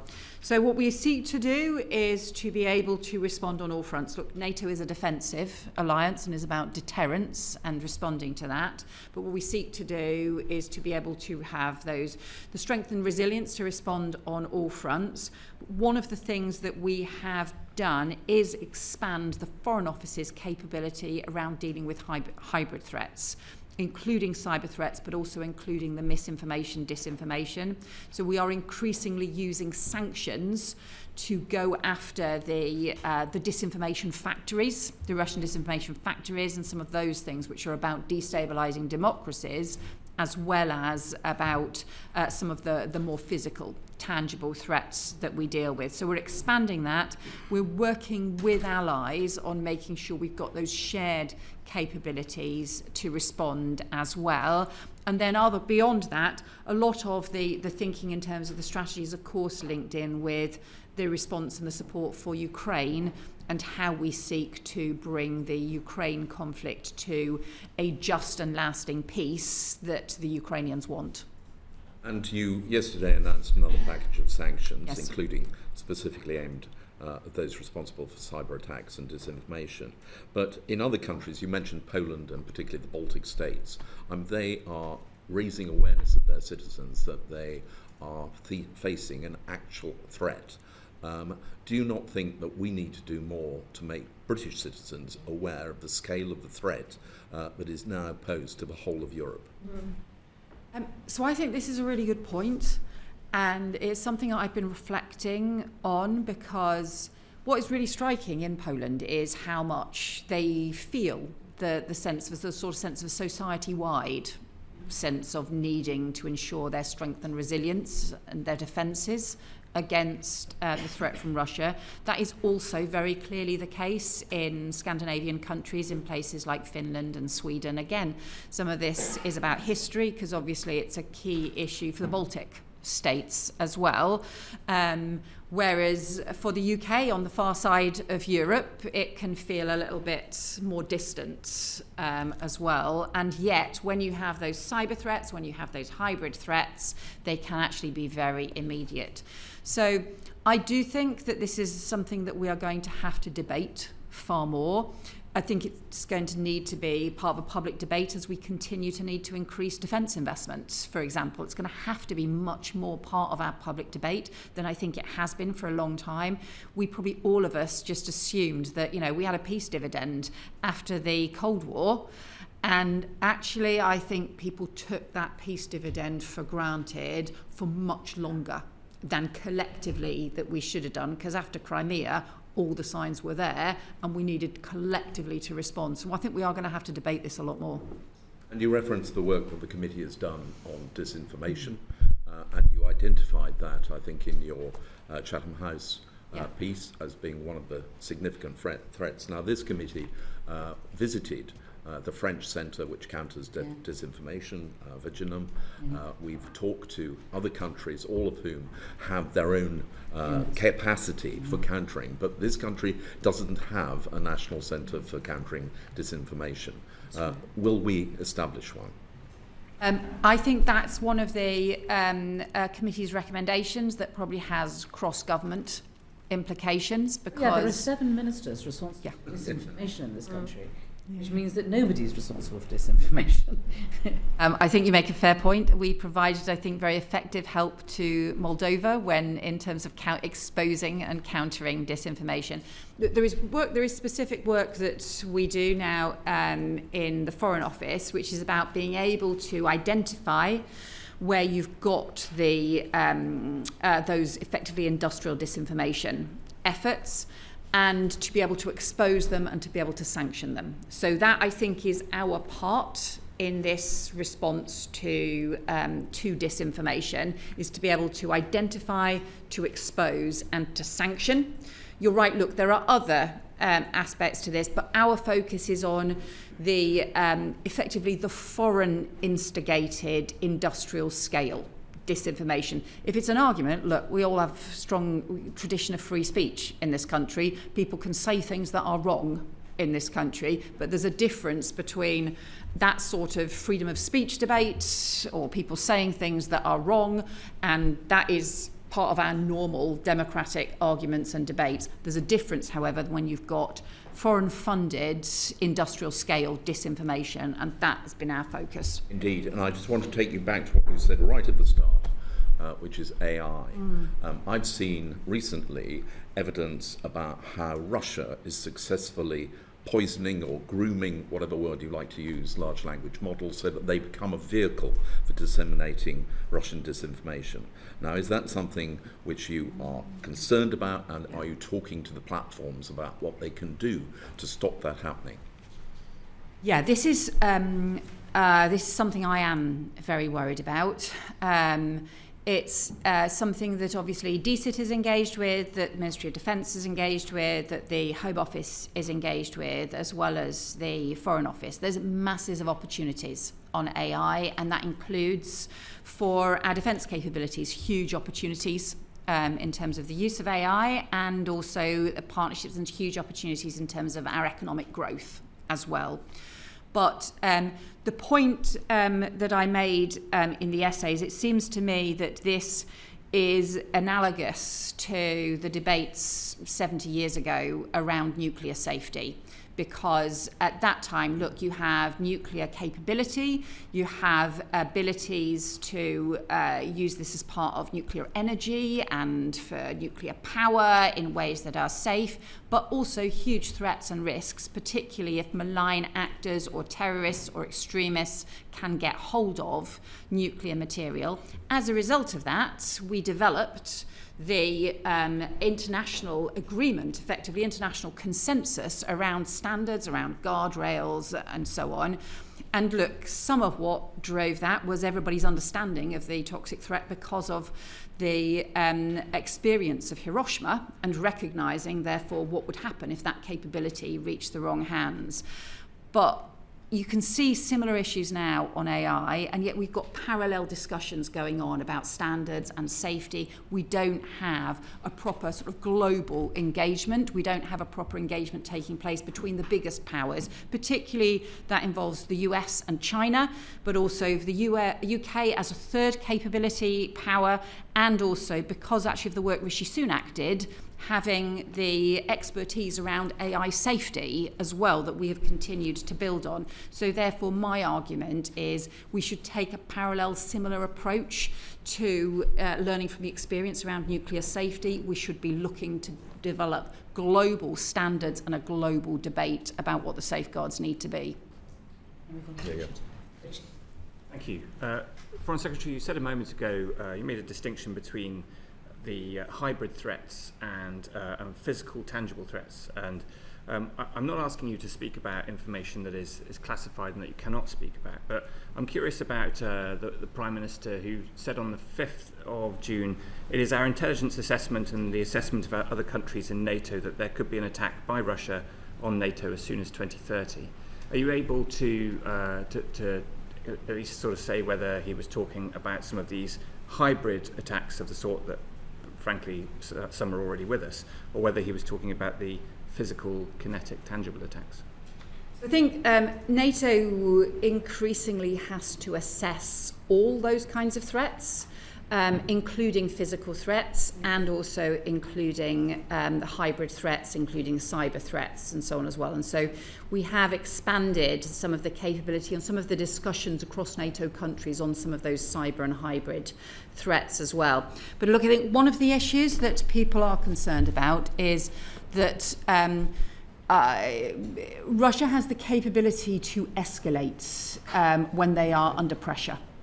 And the Putin has the capability and the risk of escalation when he is under pressure, effectively a kind of desperate lashing out, and also of looking to find diversion tactics as well, given the scale of their war economy that they have built up. If we are to reach the point where we reach a peace agreement for Ukraine, there is still a risk that Putin's response to that might be to then launch forays elsewhere, including risks to NATO countries as well. So I think what they are effectively then trying to identify is that there are risks from Russia to NATO countries. NATO is a defensive alliance. We have to ensure we have strong enough deterrence in place to prevent Putin thinking there are easy hits against NATO countries that there will be no response or that he will be able to get away with. And so I think that is the point that the Prime Minister was making. It is one of the reasons why Poland is strengthening their physical border in order to have the deterrence against that kind of threat. Well. Thank you very much. To Sudan. Yes. I've got a couple of questions, which really also illustrate the point we were making earlier about cuts within the FCDO, and in particular the cuts to the atrocity prevention team, which is needed now more than ever. But I've got a specific question. So you know the situation in Sudan. It's about 25 million people are suffering severe hunger. The civilian death toll estimates a range from 150,000 to 400,000. A UN fact-finding mission said that the crimes committed in and around El Fasher in North Darfur bear the defining characteristics of a genocide. 11 million people are internally displaced. I've got two specific questions about the Sudan conflict. The first one is about gold. So the conflict is fueled by profits from the country's gold trade. A lot is smuggled out, but a lot benefits belligerents on both sides, alongside support from international backers with strategic interests in Sudan. They are managing to fuel this conflict, to keep it going. Yesterday, the EU announced a ban on the purchase, import or transfer of gold originating in Sudan.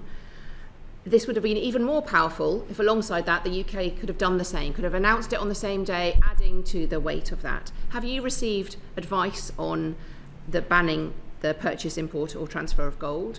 And what's your view on this, and will the UK be doing the same? So we've been looking directly at this, and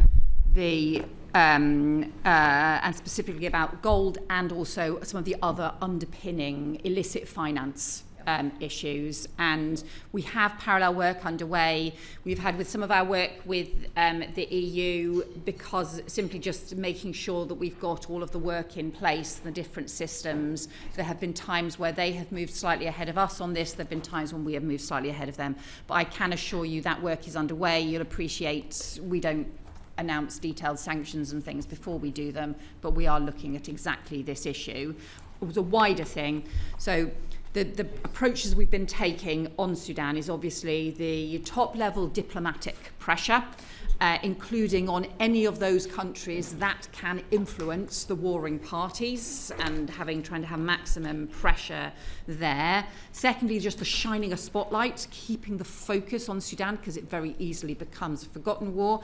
And then thirdly, looking at some of the underpinnings, including around illicit finance, including around other sanctions measures, and including looking at arms flows as well. So looking at all of the different ways we can put pressure on. Ultimately, we have to get to a ceasefire, because, you know, without the ceasefire in place, this conflict is just truly horrendous, and the sexual violence as part of this conflict is incredibly disturbing. And specifically on El Obeid, yes, which is a particular concern at the moment in North Kordofan, the humanitarian conditions right now are dire. Even if the RSF waits until after the rainy season to launch an attack on this besieged city, the current aid blockages coming in are extremely concerning. Has the government considered working with Turkey as a key ally of the SAF, who are in control of El Obeid, to open up a humanitarian corridor into El Obeid to allow food, obviously, but also water, sanitation and hygiene, specifically because the destruction of the water infrastructure in El Obeid is particularly concerning, to allow aid in and to allow people out? Is that humanitarian corridor a possibility? Have you been engaging with Turkey on that? We are looking at humanitarian corridors. We are keen to see those, and we're also keen to keep the pressure on both the RSF and the SAF in terms of the humanitarian corridors in, because whilst most of our pressure has been about any route in to halt the RSF attack on El Obeid, just as we saw the atrocities for El Fasher, what we have also been seeking to do is to keep pressure on the SAF as well, because we need both sides to sign up to a ceasefire and both sides to agree to humanitarian routes in, because both sides have been restricting humanitarian aid as well. I will check about the specific discussions with Turkey and come back to you on those, but comprehensively we've been focusing on all of those. And I just got a message, I think, from the French Foreign Minister just as I walked in the room. I think they have been coordinating a G7 statement on Sudan as well. So that was part of that, comes out of some of the discussions we had last week at NATO, where I have been just continuing to try and keep that focus and the international spotlight on Sudan as well.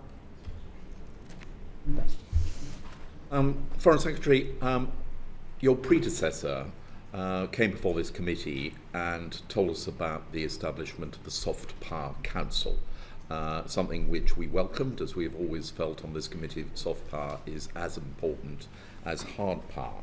However, it seems to have run into the ground. You may have seen the article in the FT. One member quoted, "It's been a bit of a waste of time, it hasn't had much steam." And another member said, "Since the change in Foreign Secretary from David Lammy to Yvette Cooper, there's been zero interest in it." Is that correct?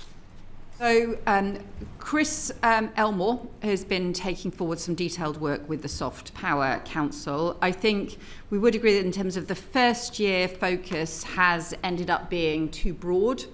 And what we actually need to now focus on is very practical deliveries for the Soft Power Council. Because, look, the reality is we have our soft power spread across a whole series of institutions that deliver things, including the British Council, including our universities, actually our Premier League, and our diplomatic network right across the world.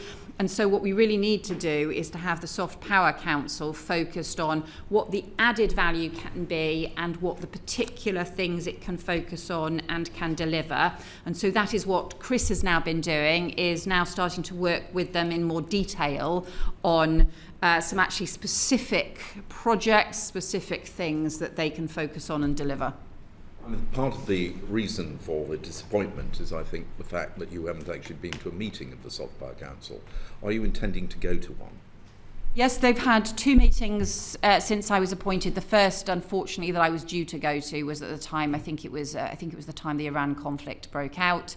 The second one has been more recently, that Chris has had the more focused, detailed discussions with them on, right, let's try and refocus around some tangible outcomes. But I'm sure I will do so. And another area in which Britain took a lead, very much to our welcome by this committee, was the taking back of the chair of the Media Freedom Coalition. However, since that happened, all we've seen actually is a withdrawal of support for independent media organisations as a result of the cuts in the Foreign Office budget. So what are we actually doing to champion media freedom? We are part of that coalition and we are co-chair, as you've rightly said, with Finland. And it's why we have also raised the issues around, and it's why it's been part of our concern, for example, that we do not have journalists able to get into somewhere like Gaza and able to provide reporting there as well. But the actual actions that the UK could be taking, and the high-level panel made a number of recommendations, such as giving greater consular support, giving emergency visas to journalists who are under pressure, imposing sanctions targeted on people who are repressing journalism. None of those things have happened. And as I say, we are seeing media freedom in decline across the world, and yet we are withdrawing our support rather than increasing it. So I think if by withdrawing our support you mean in terms of, look, the whole of the FCDO is having to be a sharper focus and also to not have as many staff as we had 10 years ago, or sorry, as many staff as we have now compared to 10 years ago, well, we have seen the expansion. That is the case across every area. That doesn't mean to say that we are reducing the focus in terms of things that we do. And we have raised on diplomatic cases, there are cases where we have raised with individual countries diplomatic cases around journalists for exactly that reason. Okay, and just to flag one particular case, Jimmy Ly's had a lot of attention, and we have rightly put a lot of pressure on. But are you aware of the case of the Georgian journalist who is, I believe, at risk of losing her sight? She has been sentenced to prison in Georgia. She's been made the #1 campaigning journalist to try and obtain release by international bodies. Are we going to use every pressure that we can to try and ensure that she is released and not subjected to the political imprisonment which she is currently undergoing? Let me write to you on that case, because I don't know, for example, what points our consular minister may have pursued on that. On Jimmy Lai, just to update you, I did raise this again directly as part of our my visit to China, and I raised that specifically with the foreign minister. Just for your officials, if they could write that, if you could write that, would be very helpful. Her name is Mzia Amaglobeli. Thanks. Can we thank Mr Elmore for his work to fix the British Council's financial situation? As a former member of staff, it's quite hard for them to get ideas into the Foreign Office from time to time, and I wonder if you might commit, and your Permanent Secretary too, to making sure that we see the British Council's Chief Exec as our ultimate sort of soft power diplomat, and they get time with you as Foreign Sec, and that you task them and that you hear what they're up to, and we make sure that organisation to organisation link is working well. Yes, and I think, look, you're right. I would also pay tribute to what Chris Elmore has been doing to help try and get the finances on a more secure footing. We have increased the grant in aid funding for the British Council, and we have also almost concluded the process of restructuring their loan as well. Thank you. Thank you very much. Thanks, Chair. When will a new permanent Undersecretary be appointed? That process is underway at the moment, so we are part way through the process. We've had the applications, we are it is in process. Okay. So when will we have a new permanent Undersecretary?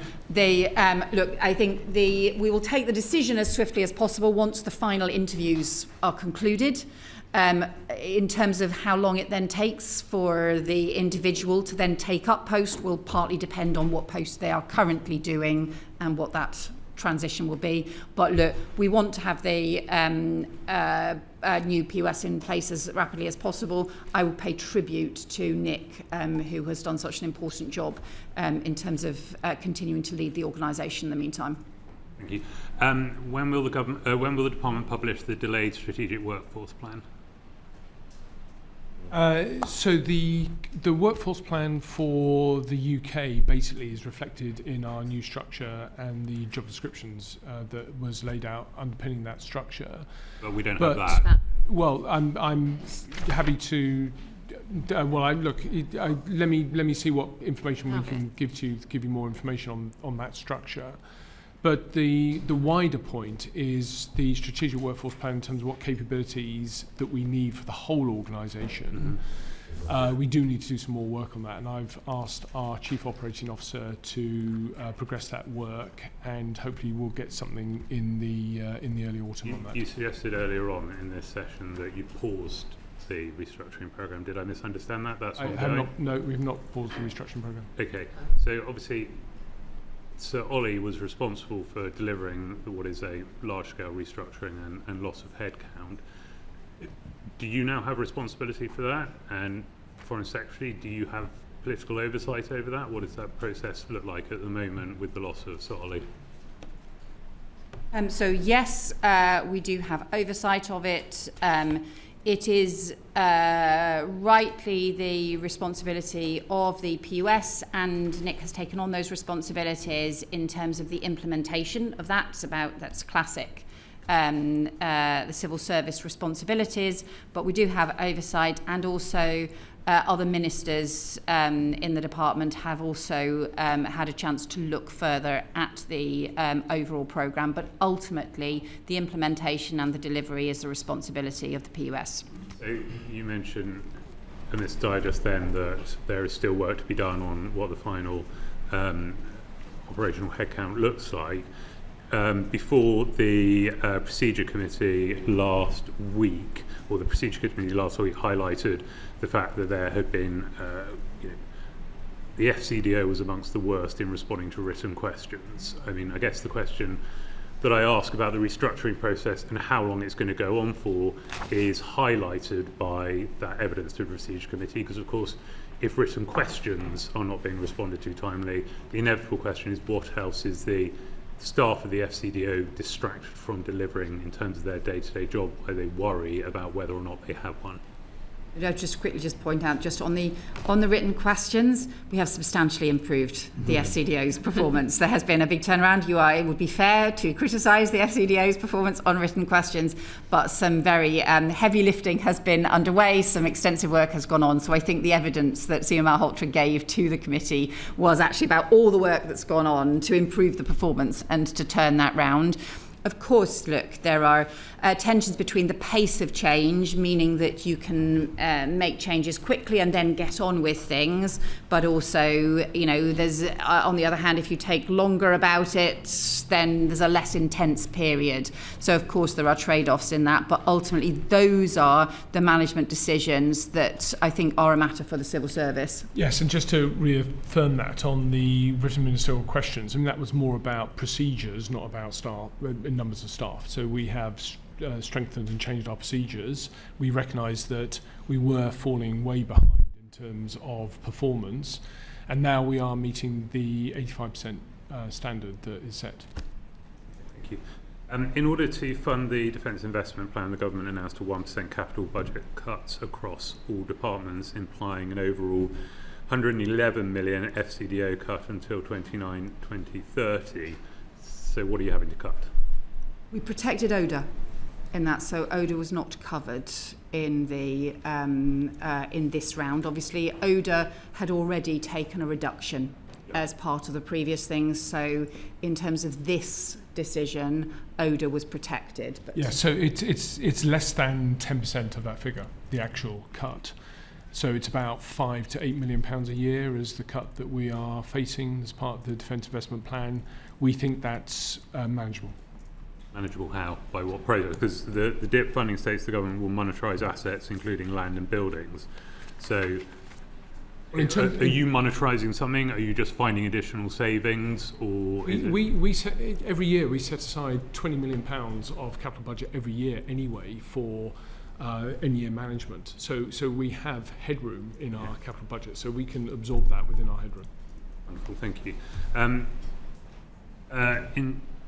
Just want to revisit very briefly the inquiry that this committee did on the appointment of Peter Mandelson. Before you move on to that, may I just ask something specifically, which is about, from what I understand, there's a bit of a mess about pensions. And people don't know at the moment, at particularly senior end, what pension they're going to have. The whole thing has been, still subject to negotiation. It's being changed.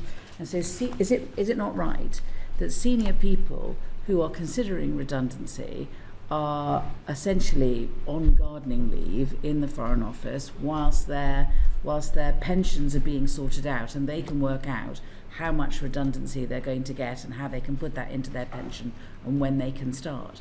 So there's these major changes going on. People are trying to make kind of overall decisions, but they can't because of the mess that the pensions are in. Do you recognise that? It very much depends on which type of scheme they are using to leave the FCDO. So we have actually 3 redundancy schemes ongoing at the moment: a voluntary exit scheme, a voluntary redundancy scheme, and a discretionary exit scheme. Yes. Under the discretionary exit scheme, we agreed a special arrangement so that we could work out the payment ourselves within the FCDO. We didn't have to rely on capita. So if you're exiting through the discretionary exit scheme, you're not seeking a pension adjustment, and you can leave under those terms. That's not a problem. Where you have left under the voluntary redundancy scheme, yes, there is a problem with capita. We've got, I think, 8 outstanding issues with capita in terms of incomplete payments. We've got another range of problem errors that they have we've identified, which we're trying to resolve as well. So yes, there is an ongoing problem with capita. And so obviously in those cases, instead of the Foreign Office saving money, the public is spending money on people who aren't working for the Foreign Office but are on a full wage.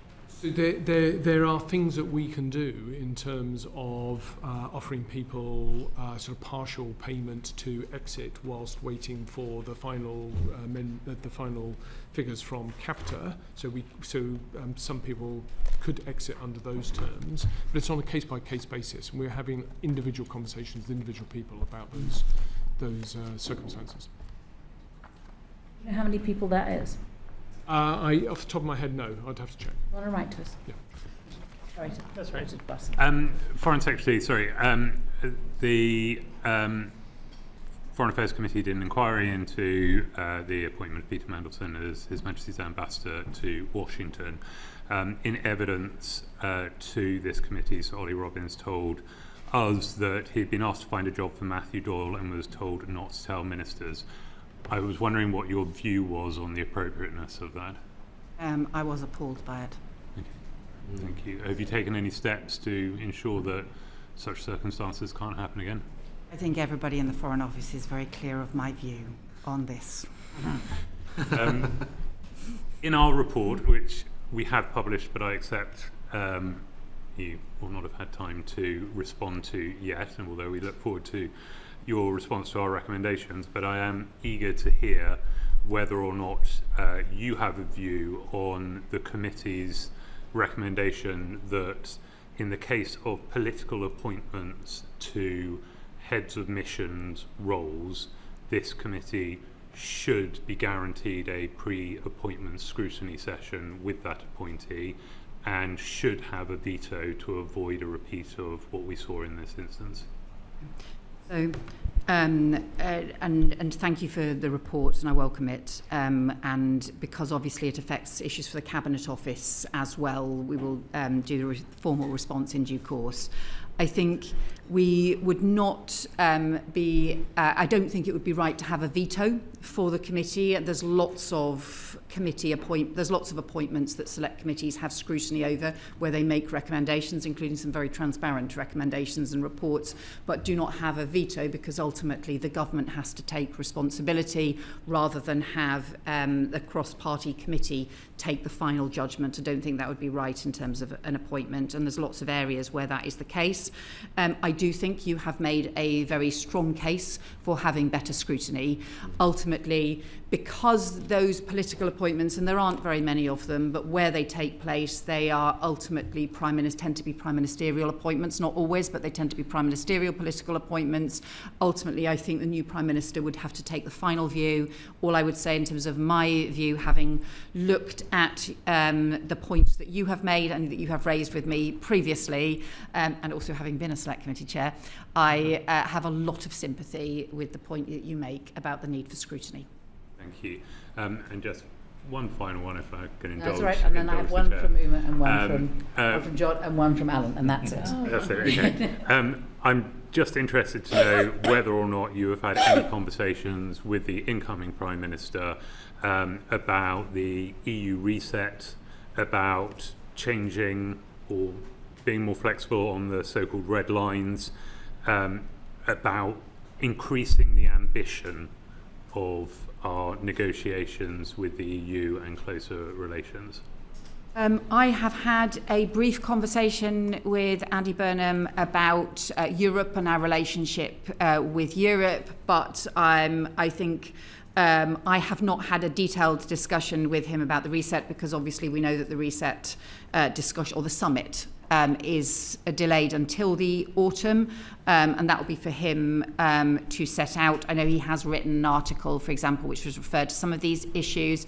I have also had more detailed conversations with him about some of the ongoing issues that we've been dealing with, including I spoke to him before the NATO summit, for example, and that's why I could say very clearly that in terms of that commitment to Ukraine, to NATO, those remain 100% strong commitments and the strong views of the incoming Prime Minister.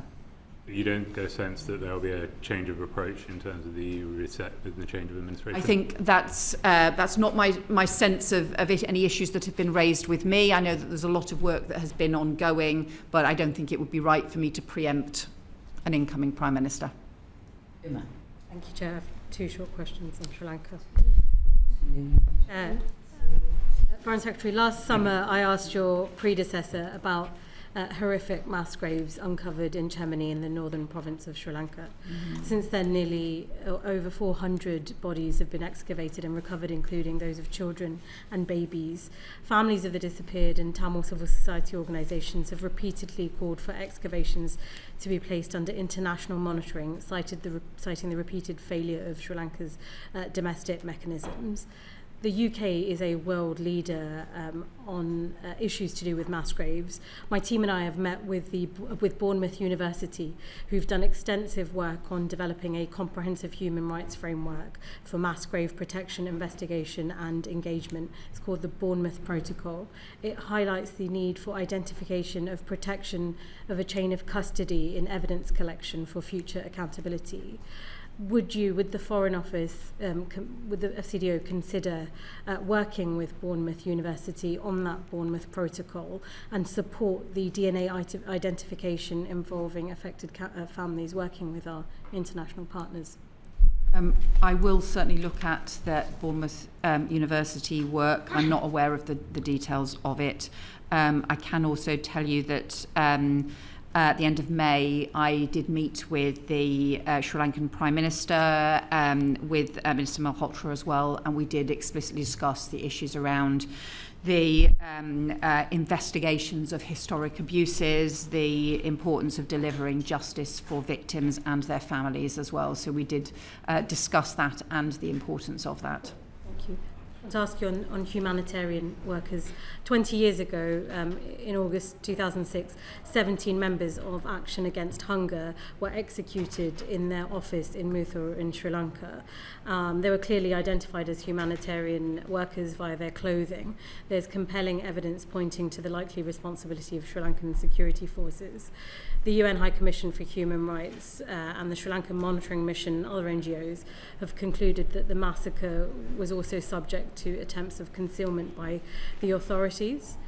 The absence of justice for the families of these aid workers and the impact on aid workers around the world and conflict zones around the world is being met with impunity. Can I ask whether your department have raised this specific case with the Sri Lankan government? And if not, would you join Action Against Hunger in their calls to ask for justice here? I don't know whether we have raised that individual case, and let me check, because obviously we have the diplomatic engagement at every level, so let me get back to you on that. We certainly raised the broader issues around the need for accountability for the detailed investigations, because it becomes part of effectively a truth and reconciliation process that is critical, but I will follow up on that individual case. Thank you. Thank you. As a Scottish MP, I'm very proud we have an FCDO outpost in East Kilbride, but there is some concern there about the restructure, and particular concern about the timing of the announcement of jobs or job cuts during Scottish and English school summer holidays. Unions are also concerned to say that we may not be following Cabinet Office redundancy principles. Can I just ask, maybe it's for the Permanent Secretary, are you following Cabinet Office redundancy principles? What's your commitment to East Kilbride? What will the footprint look like? And when will you communicate those decisions to staff there? My HR team are very clear that, to their mind, they are following closely the Cabinet Office protocols and principles. On East Kilbride, look, we've got an enduring commitment to Scotland, we've got an enduring commitment to East Kilbride. I have made a personal effort of mine during this restructuring to make sure that the job applications that have been put in are very clearly not saying London-only jobs, so that we're opening up the jobs throughout the whole of the network so people could do the jobs anywhere. And once the restructuring is over and people are in jobs, we're going to come back to this question of what are the long-term roles that we could put up into Scotland. So we will come back to that after the restructuring. Thank you very much. Thank you, Chair. Finally, 18 months ago, I raised with the then Permanent Secretary the issue of the children of UK diplomats who are posted overseas being unable to access the student loan system. Sir Ollie Robbins said that although only a small number were affected, he recognised it was causing huge distress, and in his words, it must be sorted out. 2 weeks ago, I met a diplomat on an overseas posting who told me that it was still a huge problem and that it hadn't been sorted out. Can you say if action is being taken to resolve this? Let me just say I feel very strongly about this. I think this is totally unfair on our diplomats who work for the United Kingdom, and they serve abroad in order to support all of us, and they do a job on behalf of all of us, and their children should be treated fairly in exactly the same way in the university system. So I feel very strongly about this. There have been different legal discussions about the frameworks and things across government, but my position remains very strong that they should be treated in the same way and fairly as other people, as if they had been doing a posting here in the UK. They could just as easily have been working in the Foreign Office in King's Charles Street, or they could have been working in any of our embassies across the world. Yeah, I very much agree with that. It does cause real distress, and we are seeing that. And the trouble with it is inconsistent. In some cases, people are... It's great to hear you both saying that it's deeply unfair, but is it actually going to be changed? So what is being discussed is a legislative change to protect Crown servants from being charged being denied student finance. So that is currently being discussed between us and the Department of Education. We are continuing to have a conversation with the Department of Education about what the implied costs of that would be, who would pay for those costs, and what are the future liabilities. So that conversation is happening. What does it mean, though, for the current children? I mean, so kids at university now, or kids at university next year, will they need to pay the full amount? Will they get reimbursed? Well, we are supporting people who are facing this with the examples of cases where other diplomats have been successful in terms of what information they provided to the student loan finance body and to try and support them in that application. But ultimately, I hope that they won't be denied finance, because ultimately they won't be able to go to university. We're making representations. We're making representations on behalf of individual cases to try and get them resolved. So we're doing that on a case-by-case basis. We want some blankets, some kind of overarching safeguards, because this should not be coming up for anybody. No. Frankly, personally, I think it is totally bonkers. I think it's a bonkers interpretation of what's going on. Yeah. So if you want to make a very loud noise about this as well, please, by all means do, because I just think it is completely unfair on our diplomats and on their kids who, deserve the same chances at university as everybody else. Well, Thank you. And can I just say thank you very much to both of you for coming before us. We really appreciate it. I know that you've undertaken to write to us on several points, so we look forward to hearing from that. And if there's something which occurs to you in the meantime, then please send that to us as soon as possible. Thank you very much. Thank you.